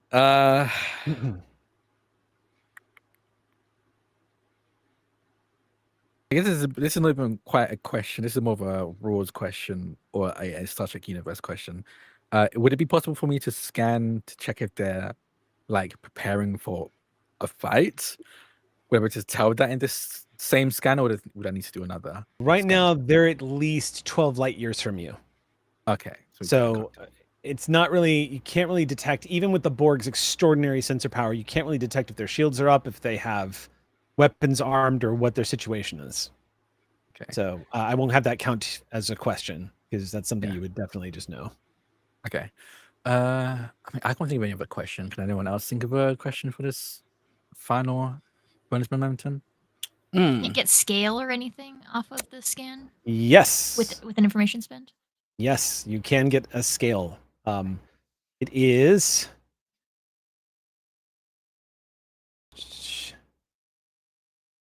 It is a scale 4 vessel. Oh, okay. Smaller than a sphere. We can fit it inside us.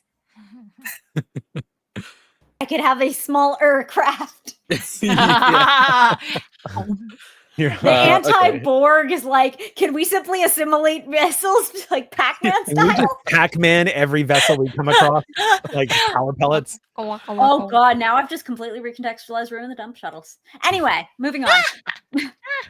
Okay, so with all of that information, I think I'll send all of that in an instant to you, Taveen, and the captain. And I think I've picked up enough of Kenneth's discomfort to relay this to them out loud with my me told. So this information being relayed, you do see coming up on sensors an unidentified Borg contact. It looks like it is definitely has a Borg signature on sensors, indicating that it's a scale 4 vessel, and that it is right now it's on an intercept course. Really fast, super quick. Earlier when we did a spend to set up a trait to where we were going, but we never established that trait. We spent. That's true. I figured it was the Stormy. Okay. Oh, to be able to hide in like a. Yeah. Okay. So like that is the trait. Okay. Yeah. Okay, I just want to make sure that was fully established, because we kind of said it in passing, but then never like. Okay. Yeah. No, I hadn't fully like given it a name. I was like kind of playing with stormy weather, but I didn't feel very strongly yet. Like, you know, that's just the first draft thought kind of name. Yeah. So we'll workshop it. We'll take exactly. it. Anyways, yeah, I just want to make sure that was like established as we're heading there. Oh, absolutely. Yeah. Makes sense. So looking at this vessel, do we have is there like an intercept timeline that I can discern, or are they just going as fast as us, and they're just going to be that far behind us? You probably, if they are headed for the same destination that you are, they're on a pursuit course right now. Doesn't necessarily mean their intention is to catch you. It just means they're on the same heading as you, which tells you, as anybody who's ever navigated a helm, all you need to know. When a ship suddenly turns in your direction and starts heading that way, it's just like watching a tall ship on the horizon suddenly start chasing your ship. Pretty obvious.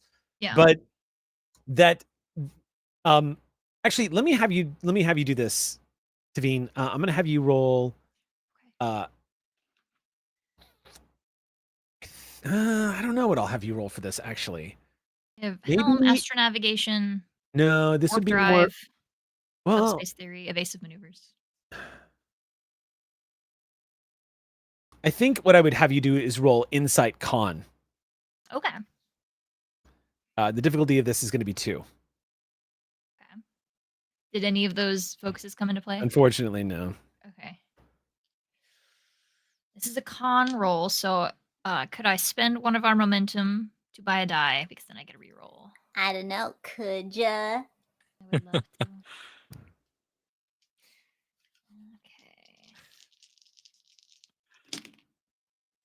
Okay.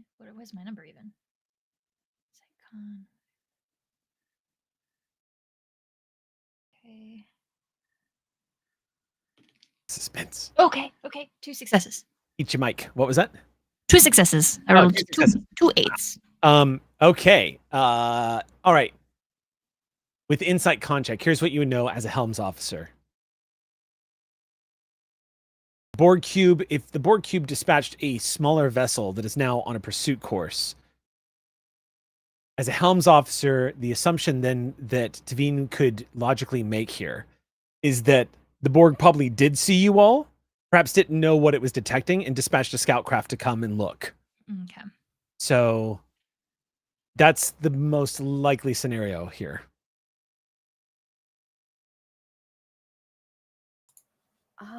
How are we on momentum now? I have us at 2.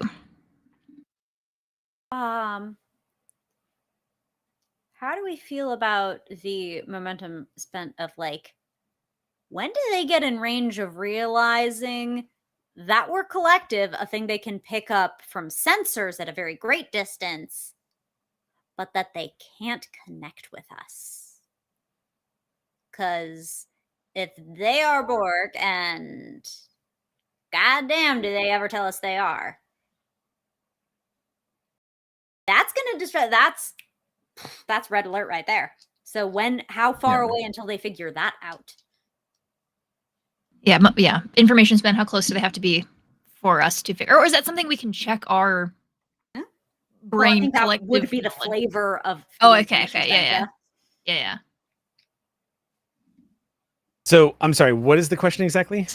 How close do they have to be to us until they realize that we are liberated Borg?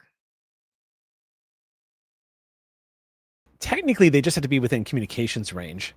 So if they detect at any point that you are a Borg and they attempt to make contact and you don't respond, the game is up. So how far is comms range? Comms range on a Borg have what's that? Sorry, yeah, please.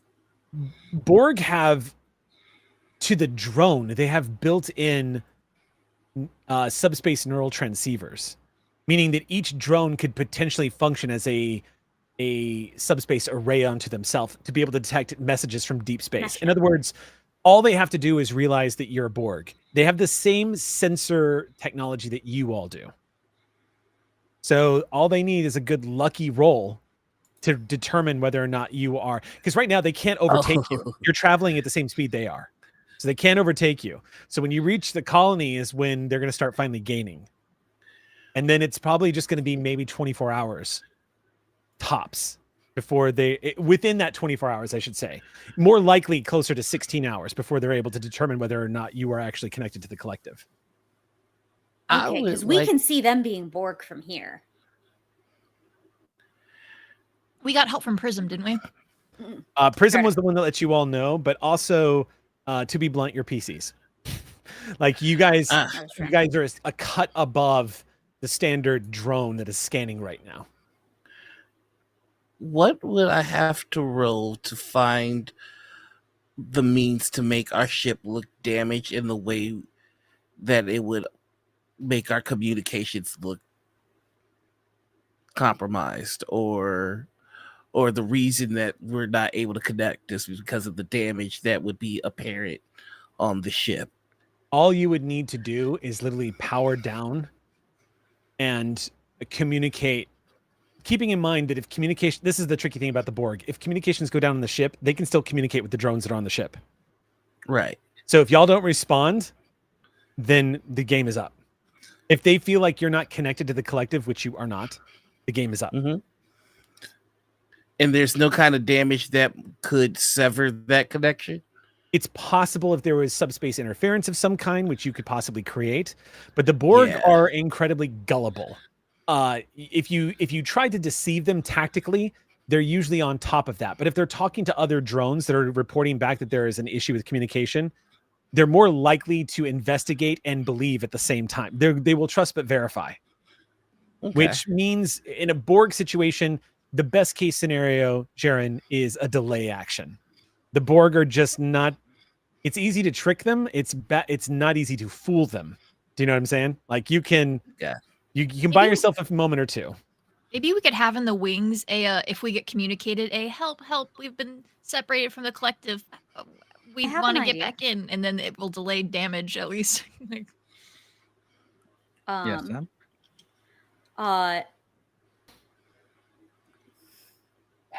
We are not going to communicate with them, and they will be equally concerned by someone who is environmentally disrupted and separated from the collective as someone who was liberated. Those are equally of concern to the Borg. It doesn't really matter why. So if we want to trick them, if not fool them, shouldn't they receive the expected communications and amount of processing power? This is a sphere. This holds 11,000 Borg. Think about how much spare processing power could masquerade as drones. They are expecting to connect to some number of drones, and we have the CPUs. It is the ship. To fake it. Prism, can you spoof drone feedback? Normally, I would say yes with confidence, but the Borg also use a phase of temporal technology. Sometimes it can be quite unpredictable. They might even detect that there is 33rd century technology aboard your ship. My former agent used to call them cheaters. Most of the technology that the Borg have acquired, they have stolen, and some of it is temporal in nature. It's one of the reasons why they have become outlandishly advanced in their particular time periods. Okay, then less focus on stealth, more focus on finish mission quickly. It doesn't sound like we will get very much value. On that note, just to help things, because this is again another great. This is another reason why traits are so valuable in this game, because they can actually help clarify decisions that players have to make. So we're going to add a couple of traits to our scenario here just to help you all kind of roadmap this. Dying colony is a trait in the scene now. There's a colony that's emitting an SOS and it is time sensitive. You also have Borg pursuers in a window of time. So just Borg pursuer is another trait. It is worth noting that a scale 4 Borg ship is going to be outmatched by a sphere. However, it's also worth noting that there are 5 of you. So It's true. They're a little outmatched. We have one whole double tap.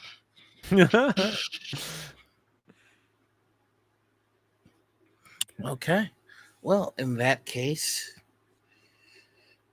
let's focus on the task.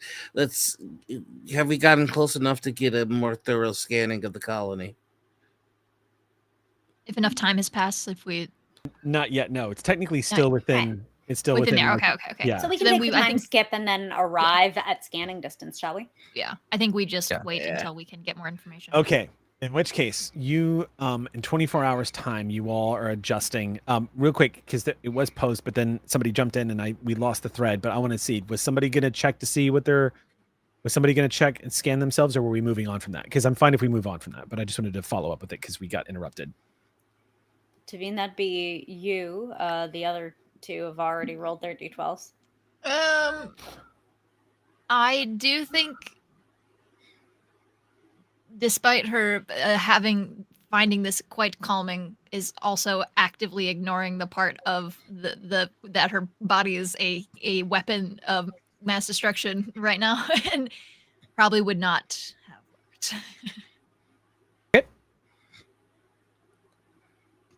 Ignorance is bliss. Yep, take all the threat you need, Eric. I don't have to on this one. Yeah. Noted. But Thank you. you're welcome. So you all proceed. In the 24-hour period, you all begin to arrive in system. Ship's computer, which, by the way, at this point, you've all begun to realize is not actually so much a central database computer, but more like a hub of which all knowledge has been stored that this craft has. And it is largely orchestrated by the Borg that are on board. Meaning, if somebody was to try to invade this ship and take over and swipe all the technology from it, they wouldn't be able to do it without a Borg present or Borg technology present. When you all arrive in system, you indeed find yourselves in an orange sun system. It only has about 3 planets in it, but the third planet out just beyond an asteroid belt that is also a beautiful pearlescent cloud of radiation and gamma rays emitting from these pulses of energy that are flashing in and out of these clouds that almost completely encircles the entire solar system itself. It's an extraordinary anomaly. If y'all were still on board the Pride, this would be very much worth studying on its own. It almost looks like the gaseous remains of a dead planet, instead of vaporizing into space or becoming a small nebula, has actually gathered and formed what almost gives the entire system an outer ring of its own. That's more than just dust particles and rock. It makes it look like there is a nebula ring going around the entire system. Masks a lot of the stuff that you see inside the system itself. The ship is able to detect it all the same. And as you all proceed into this, moving closer and closer to the gaseous cloud, I need our helms officer to make a roll. But unfortunately, our helms officer has been severed from the collective again. Sorry, I'm standing. I can always hear. I just need to move my body. So this is going to be very difficult. I'm going to need you to make your standard roll of control con, and whoever would like to roll for the Borg sphere. This is going to be an engines con. I would love to buy a die. Yeah. The difficulty of this is, and I'm not kidding, it is going to be 5. Okay. I rolled a 1, so I got a crit. Okay. Okie dokie. What a shit. I'm going to use a determination. Or I'm using my commander's ability. Okay. So you get a determination to use for this. Okay. Okay. So that's you just need 1 success then to succeed, because Drac also scored a crit. So you've got 4 successes. Let's see here. Okay. Great. All right. I have 1, 2, 3, 4, 5, 6 from Drac. We get 1 momentum back. That will absolutely nuke your advantage pool. So you've got an enormous amount of success in the bonus pool that's going to disappear here in a second. When you navigate into this cloud, immediately all of these indicators immediately start popping up on your neural cortex. You begin to see an indication of radiation levels, of power spike levels. Essentially, there is a brief second, Tavine, where your instinct is to immediately bring the ship to a full stop, because if this was the USS Pride, everyone's life would be in danger going into this nebula.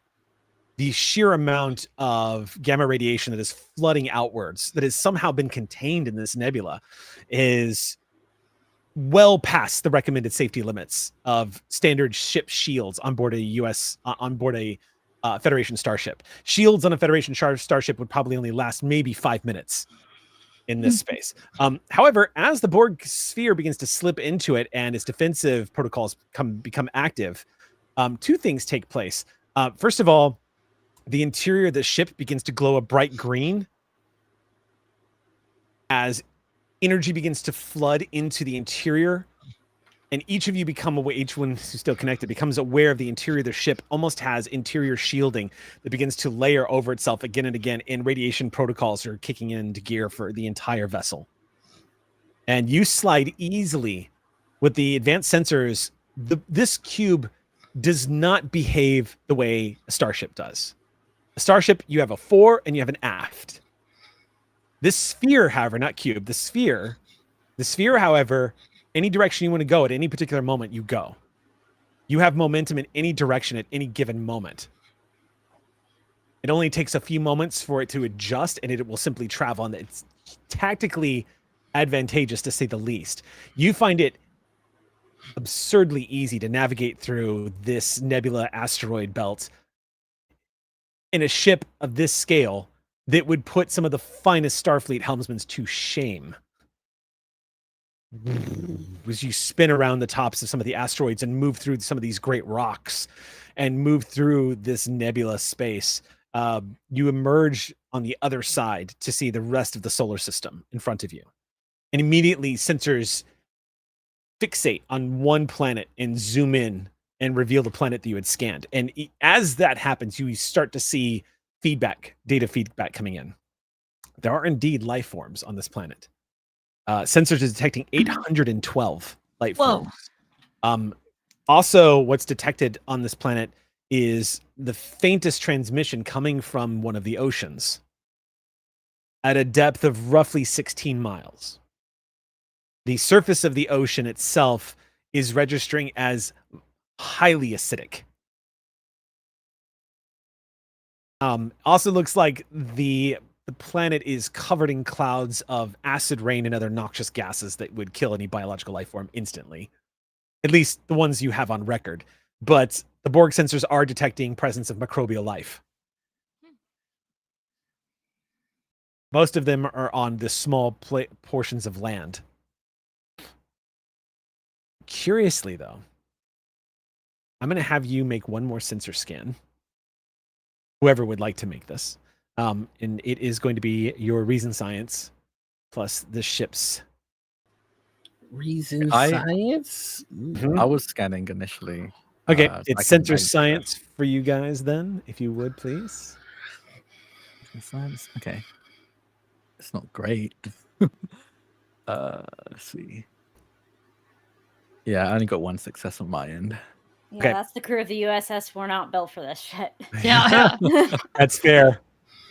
In Roll which for case, the. it's Yeah. typically, You wanna roll for the ship? 3. Who Yeah. rolled for Rolly Boy, I'll roll as for Rolly the Boy. ship is known? Well, if the initial roll failed, then there's no point. Oh, okay. Don't you Challenge. just need one success? Yeah, I got one success. Yeah. I got one Yeah, success on my Oh, roll. no, the ship is assisting you. Yeah. So if Right. you fail the roll, then has the main As long as you get one success, you can get an assist. It's only if you get Sorry, zero. sorry. I thought player has already rolled. I thought that okay. That's why Yeah, I was like, sorry, you guys yeah. failed. I thought you guys had already rolled. So go ahead and make that. Make that check. I rolled for the bowl. I got 6. For the sphere. For the ship. Yeah. Yeah. Okay, yeah. cool. That's a success. And who? I think rolled- that fails in total. So I only got one success. So it's a total of 2 successes. Oh, okay, gotcha. Okay. Yeah, unfortunately, the sphere, probably a testament to why this planet was chosen.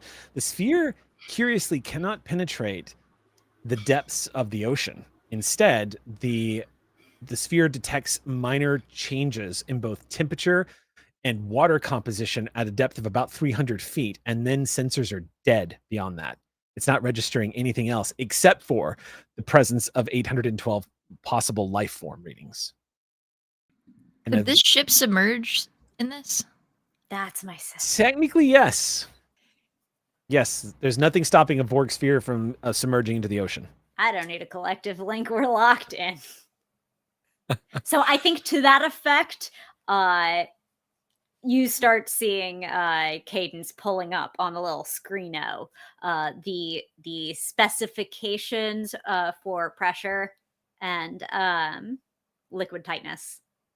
Okay. The That was judging my nickname from in high school. the depth that you're going to be at, 16 miles, and the intense gravitational pull of this planet being 1.5 as a standard 1.0, Yes. this Borg sphere can still easily withstand the immense environmental pressures it is going to be undertaken. However, it's planetary entry that you think is probably going to be a little more problematic. However, it takes you a moment to, again, remind yourself, Cadence, that this is not a Federation ship. And the specifications, as you're thinking tactically as a pilot, this is going to be a problem. You immediately are fed information by the computer indicating that this entire ship can regenerate. It looks like the ship itself can actually restore itself and actually rebuild damaged portions of its hull. And the computer indicates that even upon re-entry and subsequent exposure to intense pressures and acidic oceans would be a minor inconvenience to the ship's hull.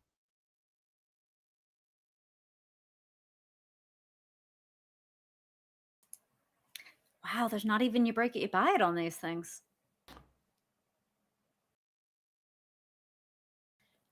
Well, I do believe the underwater vessels may be more your purview, Cadence. If you'd like to take the helm.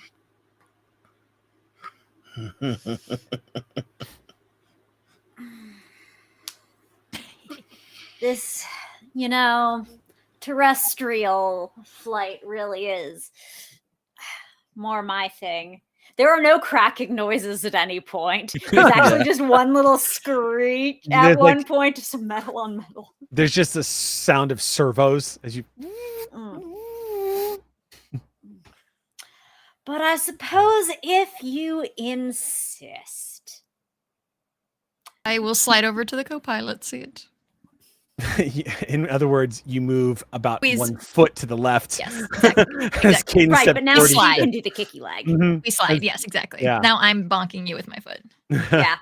I drop in, pop in, lock in, and we're gonna Do the robot. Okay, Cadence, you interface with the computer and immediately get the same interactivity as your sibling. You become aware of the ship on every level.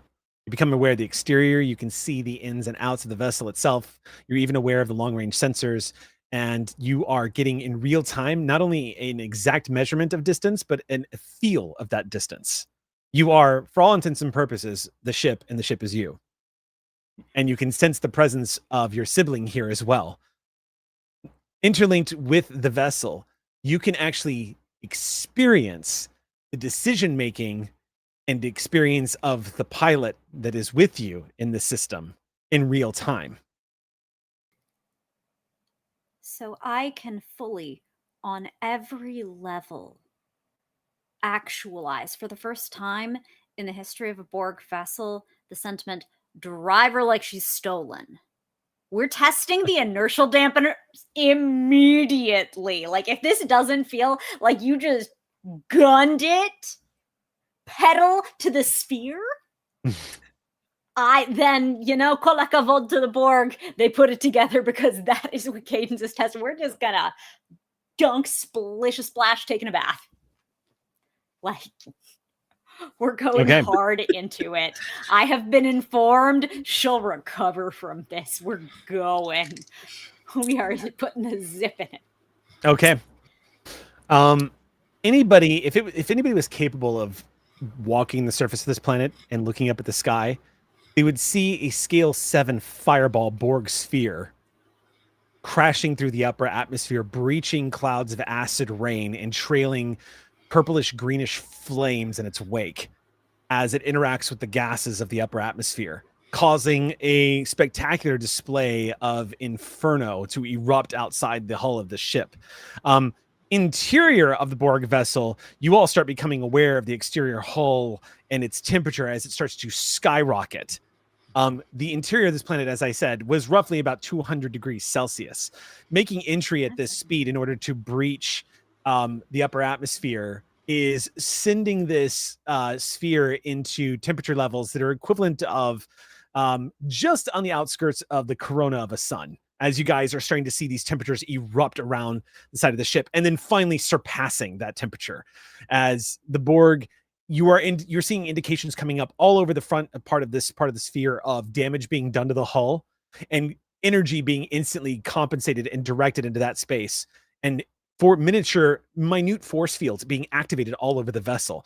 It is giving a terrifying display of the efficiency and power behind these ships and how it is that they're able to withstand the amount of punishment that they take when they engage multiple ships at the same time. After about 30 seconds of this reentry, you break clear of the cloud cover, racing towards the surface of this raging ocean down below. An ocean that's fumes would kill any biological life form just gazing upon it, as it is indeed nothing but an entire aquatic level of sulfuric acid churning underneath all of you. And then the crash down, which to all of you, inertial dampeners completely compensate. Y'all barely feel it inside the ship. The power levels inside the sphere fluctuate, but keeping in mind that a scale 7 starship is the equivalent of multiple skyscrapers basically crashing down at the same time. I mean, if I want to do the instant, last minute break and then just you could decelerate. Just for the flex, because it's super responsive. The engine rating. The engine ratings of a Borg sphere are 11. You absolutely have that kind of control if you wanted to start bringing it down. I wanted to I go wanted- really, really hard. Yeah. I wanted them to pilot. I wanted them to Okay. fly it like a small craft. Okay. Indeed, a shocking size vessel to be piloted like a small craft, and yet the sphere responds to your commands, Cadence, and you begin to bring this giant vessel down until it starts basically hovering like an omnipresent spherical technological god above these oceanic waters of this demon world. You were just omnisciently hovering there as a storm of rain and acid flash around this Borg sphere. I lower the sphere ever so gently into the water, synth in my voice as I sing Rubber Ducky, you're the one. You see Zarya look over at you and go, "What is that?" Earth thing. Terrifying coming from a Borg, honestly. I believe we One found the more name of our smile vessel, for the captain. We gotta. Yeah, I've got to be able to reprimand you for that. Once we're fully submerged, I'd like to go back to being a acid bullet. I guess it's acid here. So just Okay. to the 16 miles. Yep. Can we I keep gotta- Can I keep an eye on that other Borg vessel just to make sure if they end up trying anything funny, we have somebody dedicating an eye on them? I'll tell you this: you don't have contact with it. The moment you guys entered that nebula, you lost contact with it, but it was still on the same pursuit course, and you still have an exact. Well, I should say you still have an estimation of when it is going to arrive, pretty much down to the second. Yeah, I'm gonna keep my eye on the sensors, so Okay. as soon as it pops up, just in case we gotta get froggy, we can take a leap. Now that we're under the water, does Taeon see anything more on sensors? Yes. After this capital scale ship crashes down, I shouldn't say crashes down, but basically crashes underneath the surface.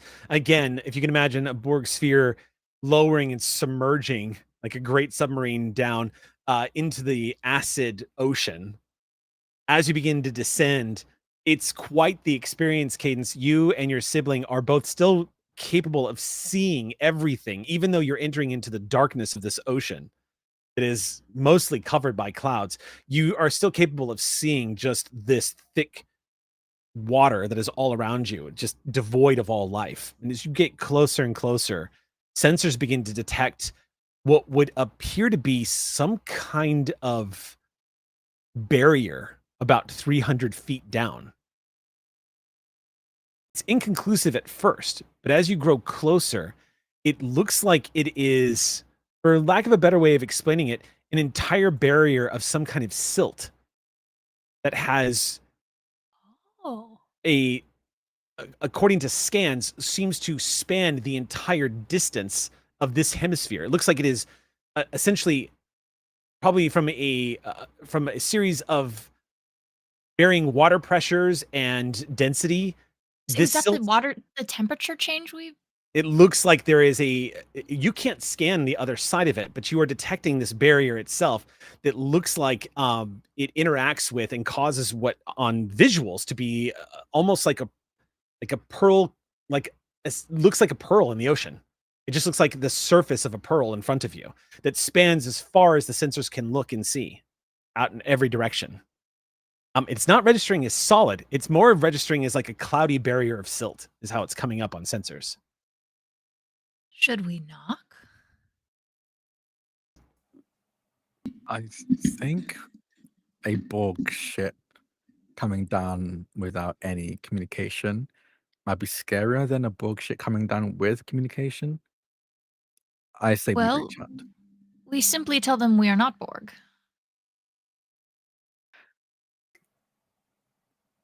The deviation wanna playbook. Do we want to risk the chance of that message being intercepted? I assume we're safe from interception. We can't seem to scan the Borg vessel beyond this this planet, so I think it's probably the same, vice versa. Is there any way for me to verify that with my engineering skills? What was the question specifically? To make sure that if we do send out a "Hello World" message, that it can't be intercepted by the pursuing Borg. That's very likely, yeah. The SOS was being broadcast outward to anybody who could hear it. If you're trying to broadcast towards the source of the transmission, there is almost next to no chance that anybody's going to detect it outside of the system. We're trying to go. We just want to send it a few miles downward. A narrow band transmission to where you're trying to reach, yeah. And plus, you also have the barrier that you all had to pass through to get here. It's very unlikely anybody's going to detect anything you're sending towards this transmission. All right, well, taking a look at all the circumstances here, I don't see any reason for us not to mind our manners and say hello. I saw her opening a channel. Okay. With a thought, the channel opens. Oh, con officer, thank Oh, you. you're gonna cut it off. It just occurred to me, I don't know the name of this vessel. I believe it is the Rubber Ducky, Captain. It's funny because as you were saying that, you do ignore that the computer immediately pops up that it's just designated Sphere 9438. Okay, Exactly, I want to as do I the said, Borg rubber ducky. equivalent of highlighting, deleting, and typing in rubber ducky. Yes, you can change the designation of this to Rubber Ducky if you choose. Yep. Prism notes what you were doing and says, this will be an interesting thing to explain when the anomalies of this time change is going to be documented. I think you mean documented. It's better Excellent than pun. Big Bird. Gonna open up the channel. I believe Okay. it's equatable, Captain. Hello, this is Captain. This is. Hello, we are friends aboard the vessel Rubber Ducky.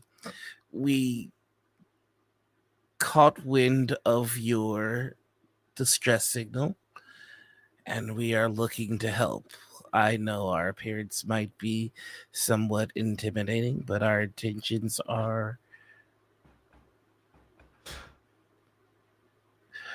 good. Please respond and let us know how best we could assist you. Okay, so make me a presence command check. No, the I'm Borg, not the sure. Borg doesn't suit you, Captain. And Yeah, I think you have to roll to convince me. I'm like, are we?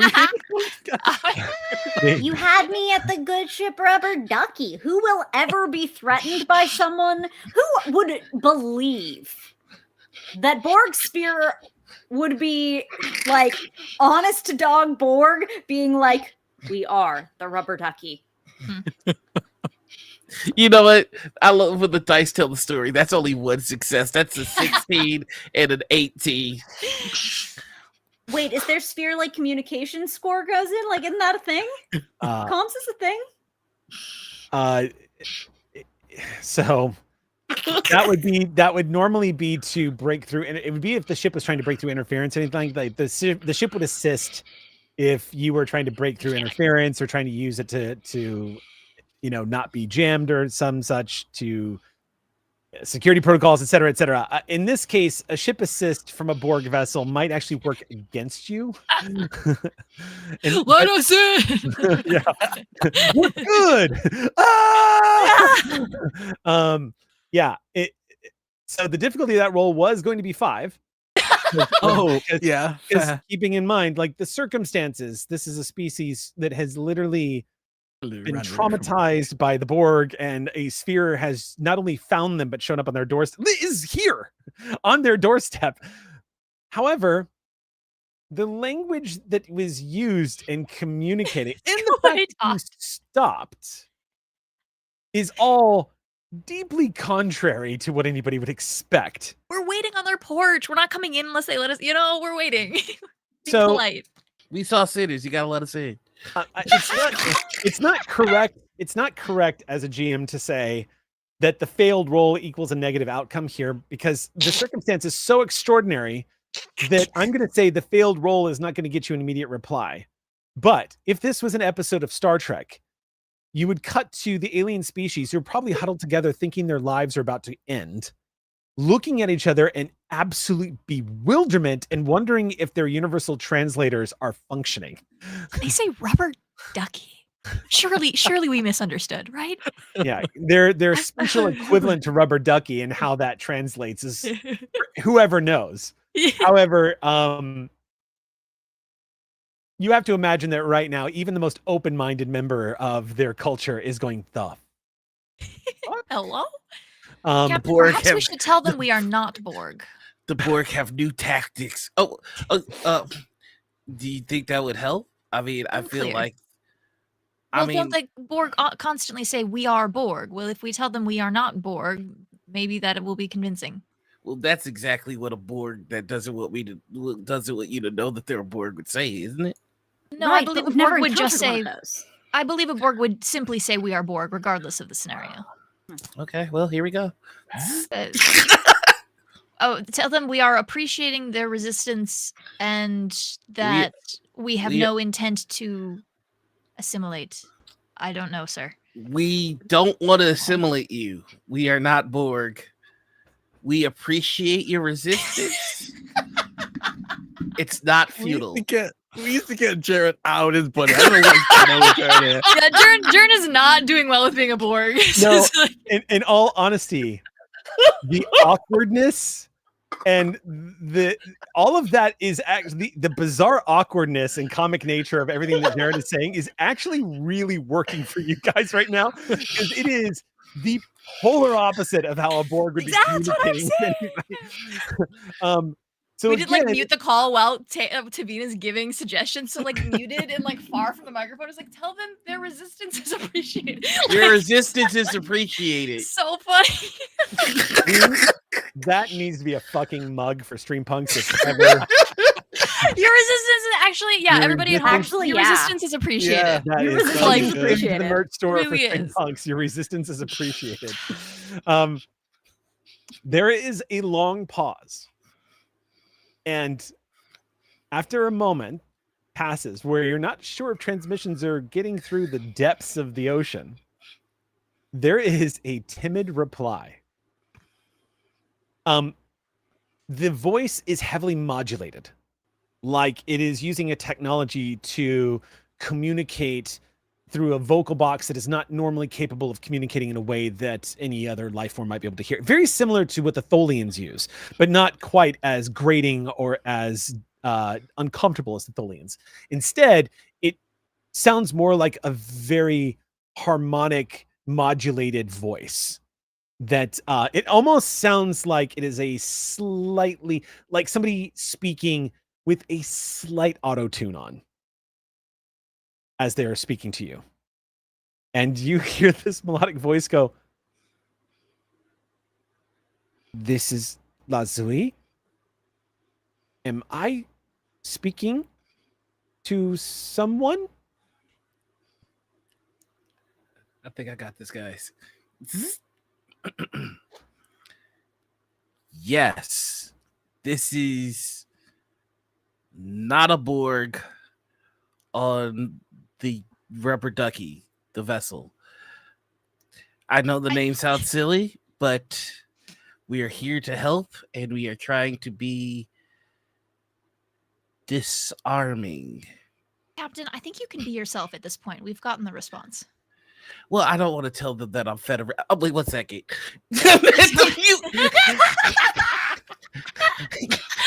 Hold, please. Well, then be yourself without the Oh Federation. my Words, Captain. goodness. It's fine. You can speak to them normally. You're the captain of the ship. You can tell them that. Do Borg ships have captains? No. That's why this would... They I see your point. Okay, I'm gonna regularly. Hey, Captain, lovely it's little fine. Rugen crab people. This is Cadence. I'm the XO aboard the Rubber There we go. Ducky. We're trying to get y'all some help, and we're coming upon some kind of silliness here. And while we would love to get to where we have found the origination of your transmission. There's just a little something that seemed enough like a personal space bubble that we thought we'd ask permission before we came in. Again, we are not going to assimilate you. You're in a Nutat vessel, and you are not here to take us, and you're asking permission to enter our realm. Yeah. If you'd be so kind. To help us? You That's asked the for it, plan. didn't you? Yeah.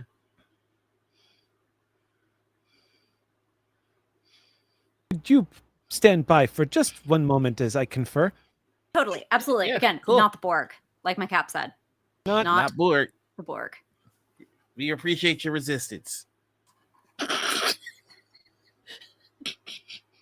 And there's silence on the comms. And you see Zarya just going, I think that may have worked.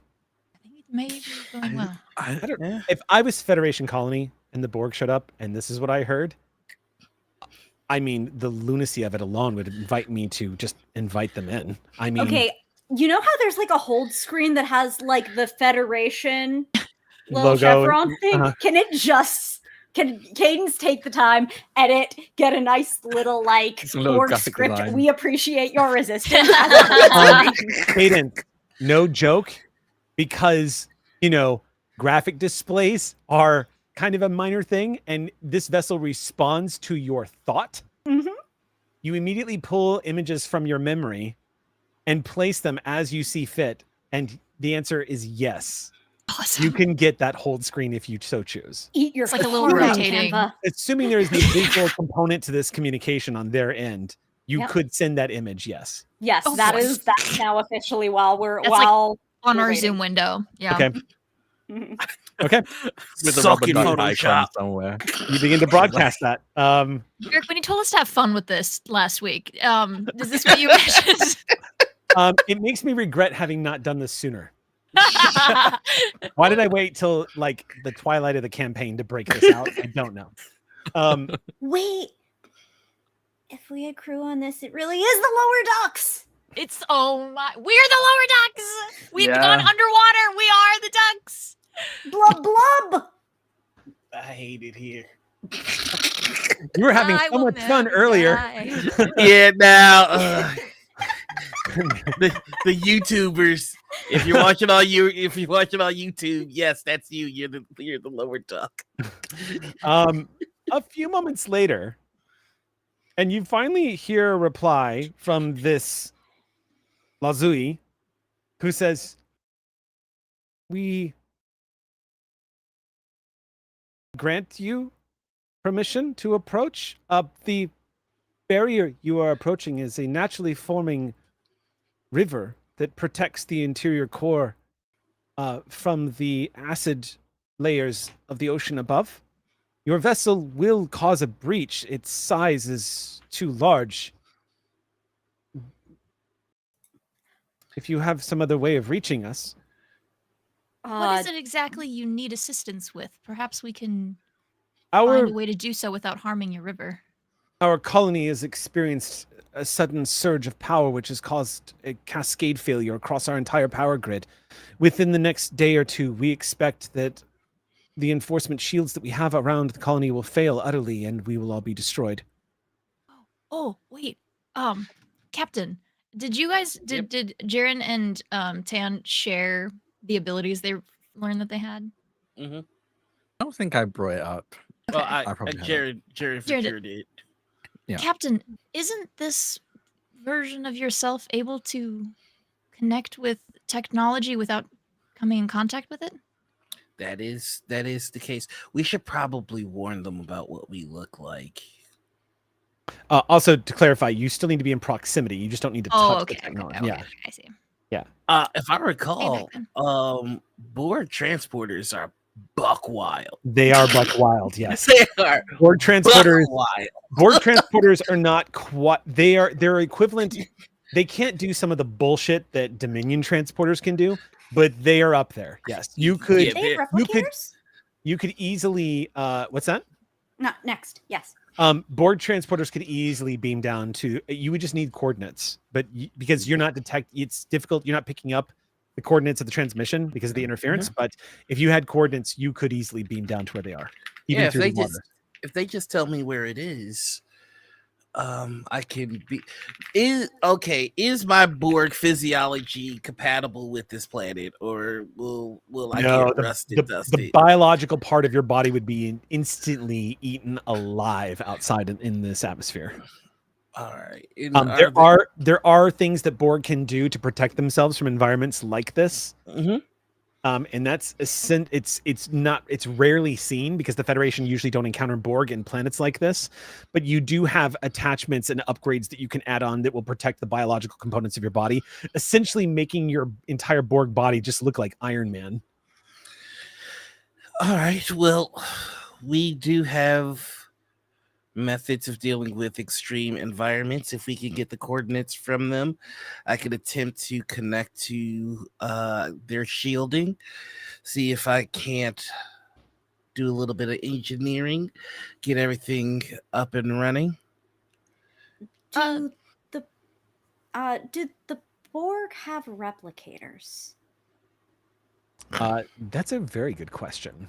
That's actually never been addressed in Star Trek. Yeah, I've the Borg never have replicators seen or not. whether they have replicators, but I can know, I suppose, for this sphere at least. I have to imagine that the technology to them is readily available, considering how they are constantly creating and repairing their technologies. That's true. So I'm going to go ahead and rule that they do. So if They I do wanted have to make repaired like technology. cute little scarves and hats and other sort of, someone mentioned our appearances being, we need to rubber duckify our appearances.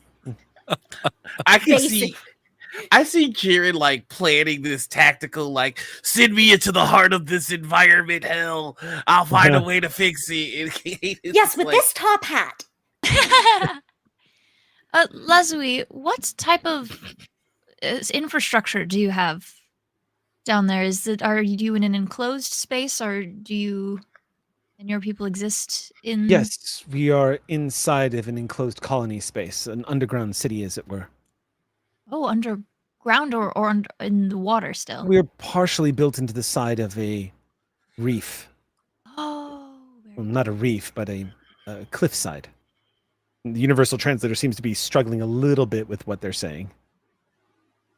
we have the ability to drop ourselves at your location without having to move through your river.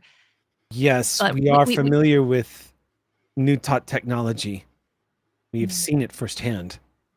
Once again, we are asking for your permission ahead of time to come to your location to hopefully assist. If I may, if you are truly here to assist us, perhaps showing of good faith and to help reduce panic, Of course.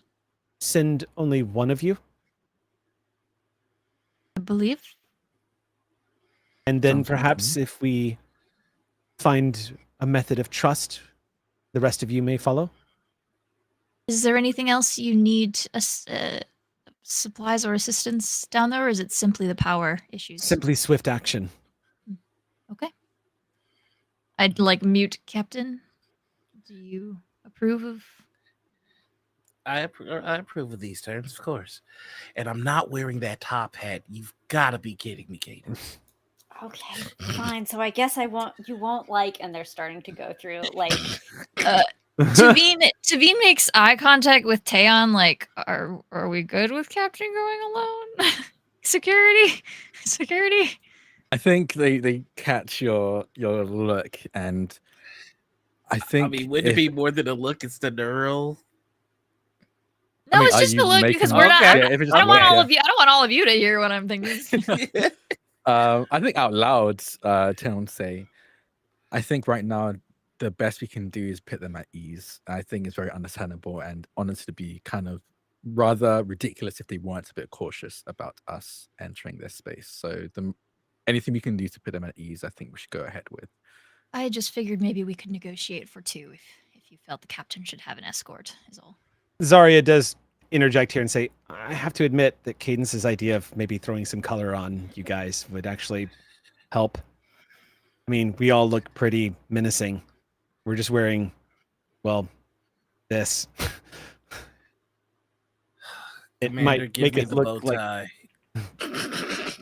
I've heard It that yellow has is a very polka disarming dots. color. Try to avoid reds though. Reds tend to be the more Okay. scary colors. Is that All right. cultural though, or is that just a universal truth? Perhaps yellow is a scary color to them. That's a good point. I suppose I'm mostly going off of my experience living and being raised on Earth. Well, There. good luck. Perfect. What Yes, describe what. What is he wearing? Yeah.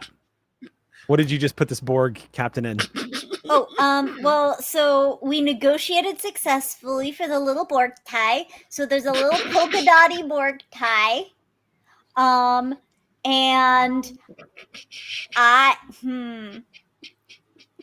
And and a shirt and like maybe there could be like some little suspenders, like just like just the bow tie style look of that. Did you dress me up as Steve Urkel?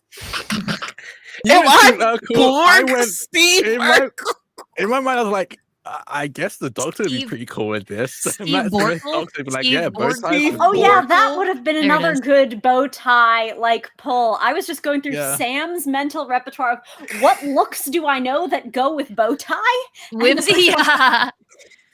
How Before does they this- go, while this dress up is happening, Tavine's gonna go on comms again and say, Leslie, are you familiar with the concept of a liberated Borg? There's again silence as it seems like they're considering what you're saying, and you hear an uncertain no.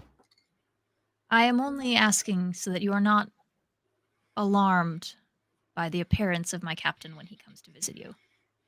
We have We are- seen Nutat before, and we will be alarmed seeing you, if that is what you are.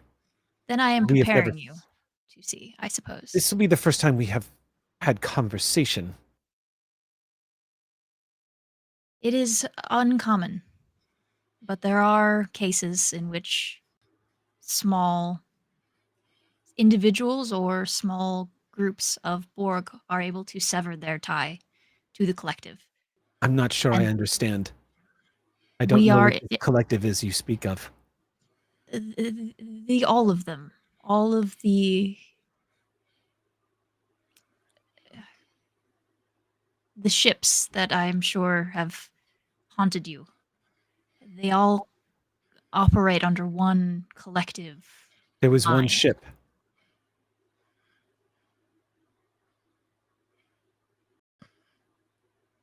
I don't We think are they're- not connected to them.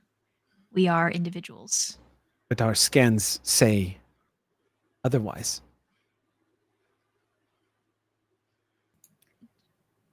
To our ship? Yes, What do your scans say? that you are Nutat.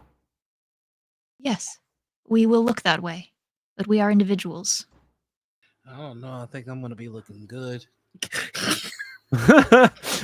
You get the impression from this conversation that their knowledge of the Borg and their structure is completely unknown. They don't seem to fully understand this concept of a collective or the We ship. are. Um, We have dissented from what I you think- know as the Nutat. I think I understand. You speak different than the others do.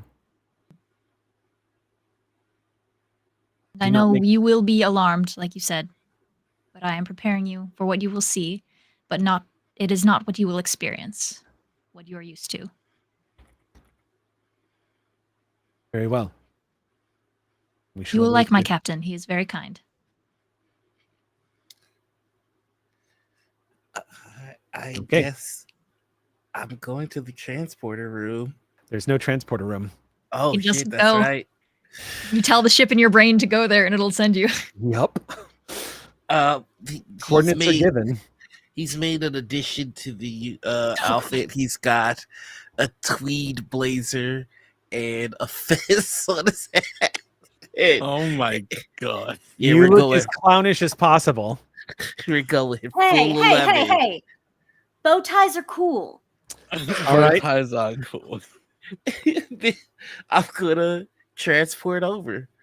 It is surreal seeing Captain Jaren Idril of the USS Pride, both as an assimilated Borg and dressed like clown shoes right now. But it's well fitting, if nothing else, over all the technological additions to his body.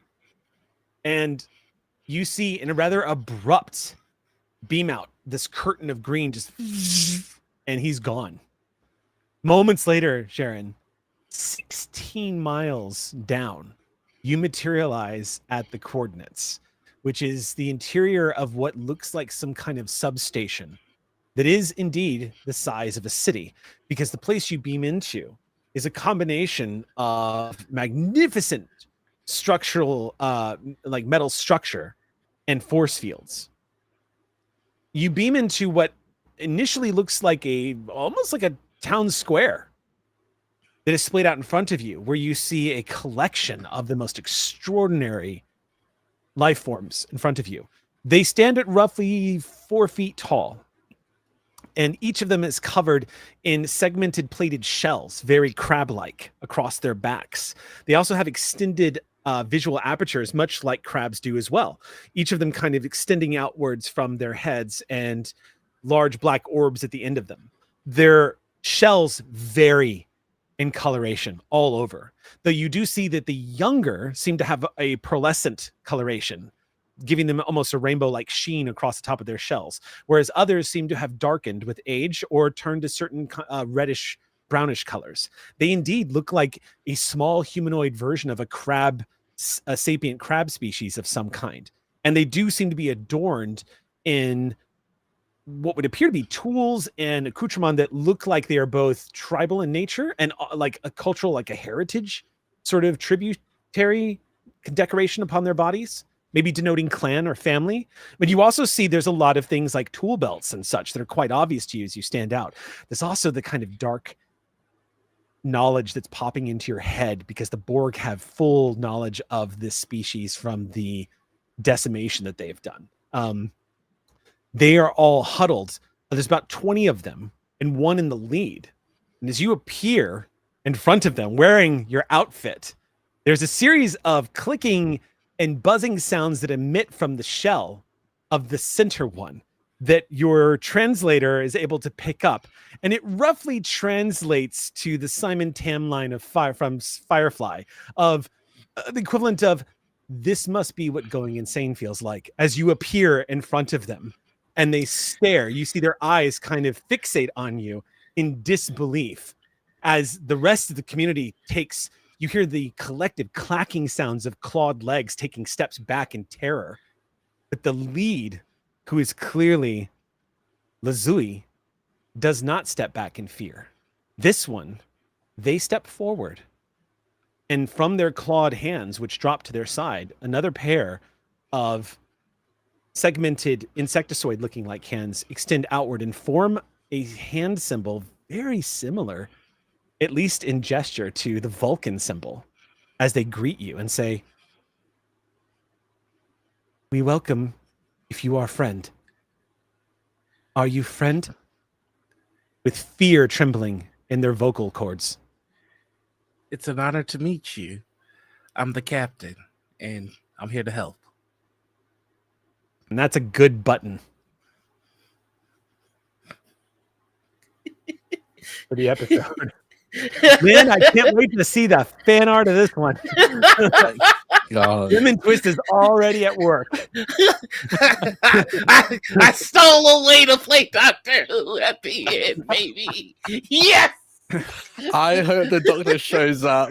And I mean, what's great about she's this going to cease and desist. Quantum leaping into the bodies of dissenting Borg actually makes the ridiculous choices y'all are making pure character choices and not like meta, like players goofing. It's like perfect. It's perfect. So good. And it is going to, the irony is because of all the coloration, which clearly has a cultural significance to these crab crustacean-like life forms, showing up in this dark Borg armor cybernetics, but splashed with color and a fez. Like, it is going to have the intended effect of breaking the fear and making them go, wait, what? So I'm going to, at the start of the next session, not next week, but the week after, do make note of this. I'm going to reward you guys out of the gate with 2 momentum at the start of the game. Because of the ingenuity and the daring on that one. So GG tonight's game. The USS Pride, y'all. You can now take all I want is the story of liberated Borgs going around saving the world, pretending to be Time Lords. It's what I'm telling you. There's a game there. I'm saying.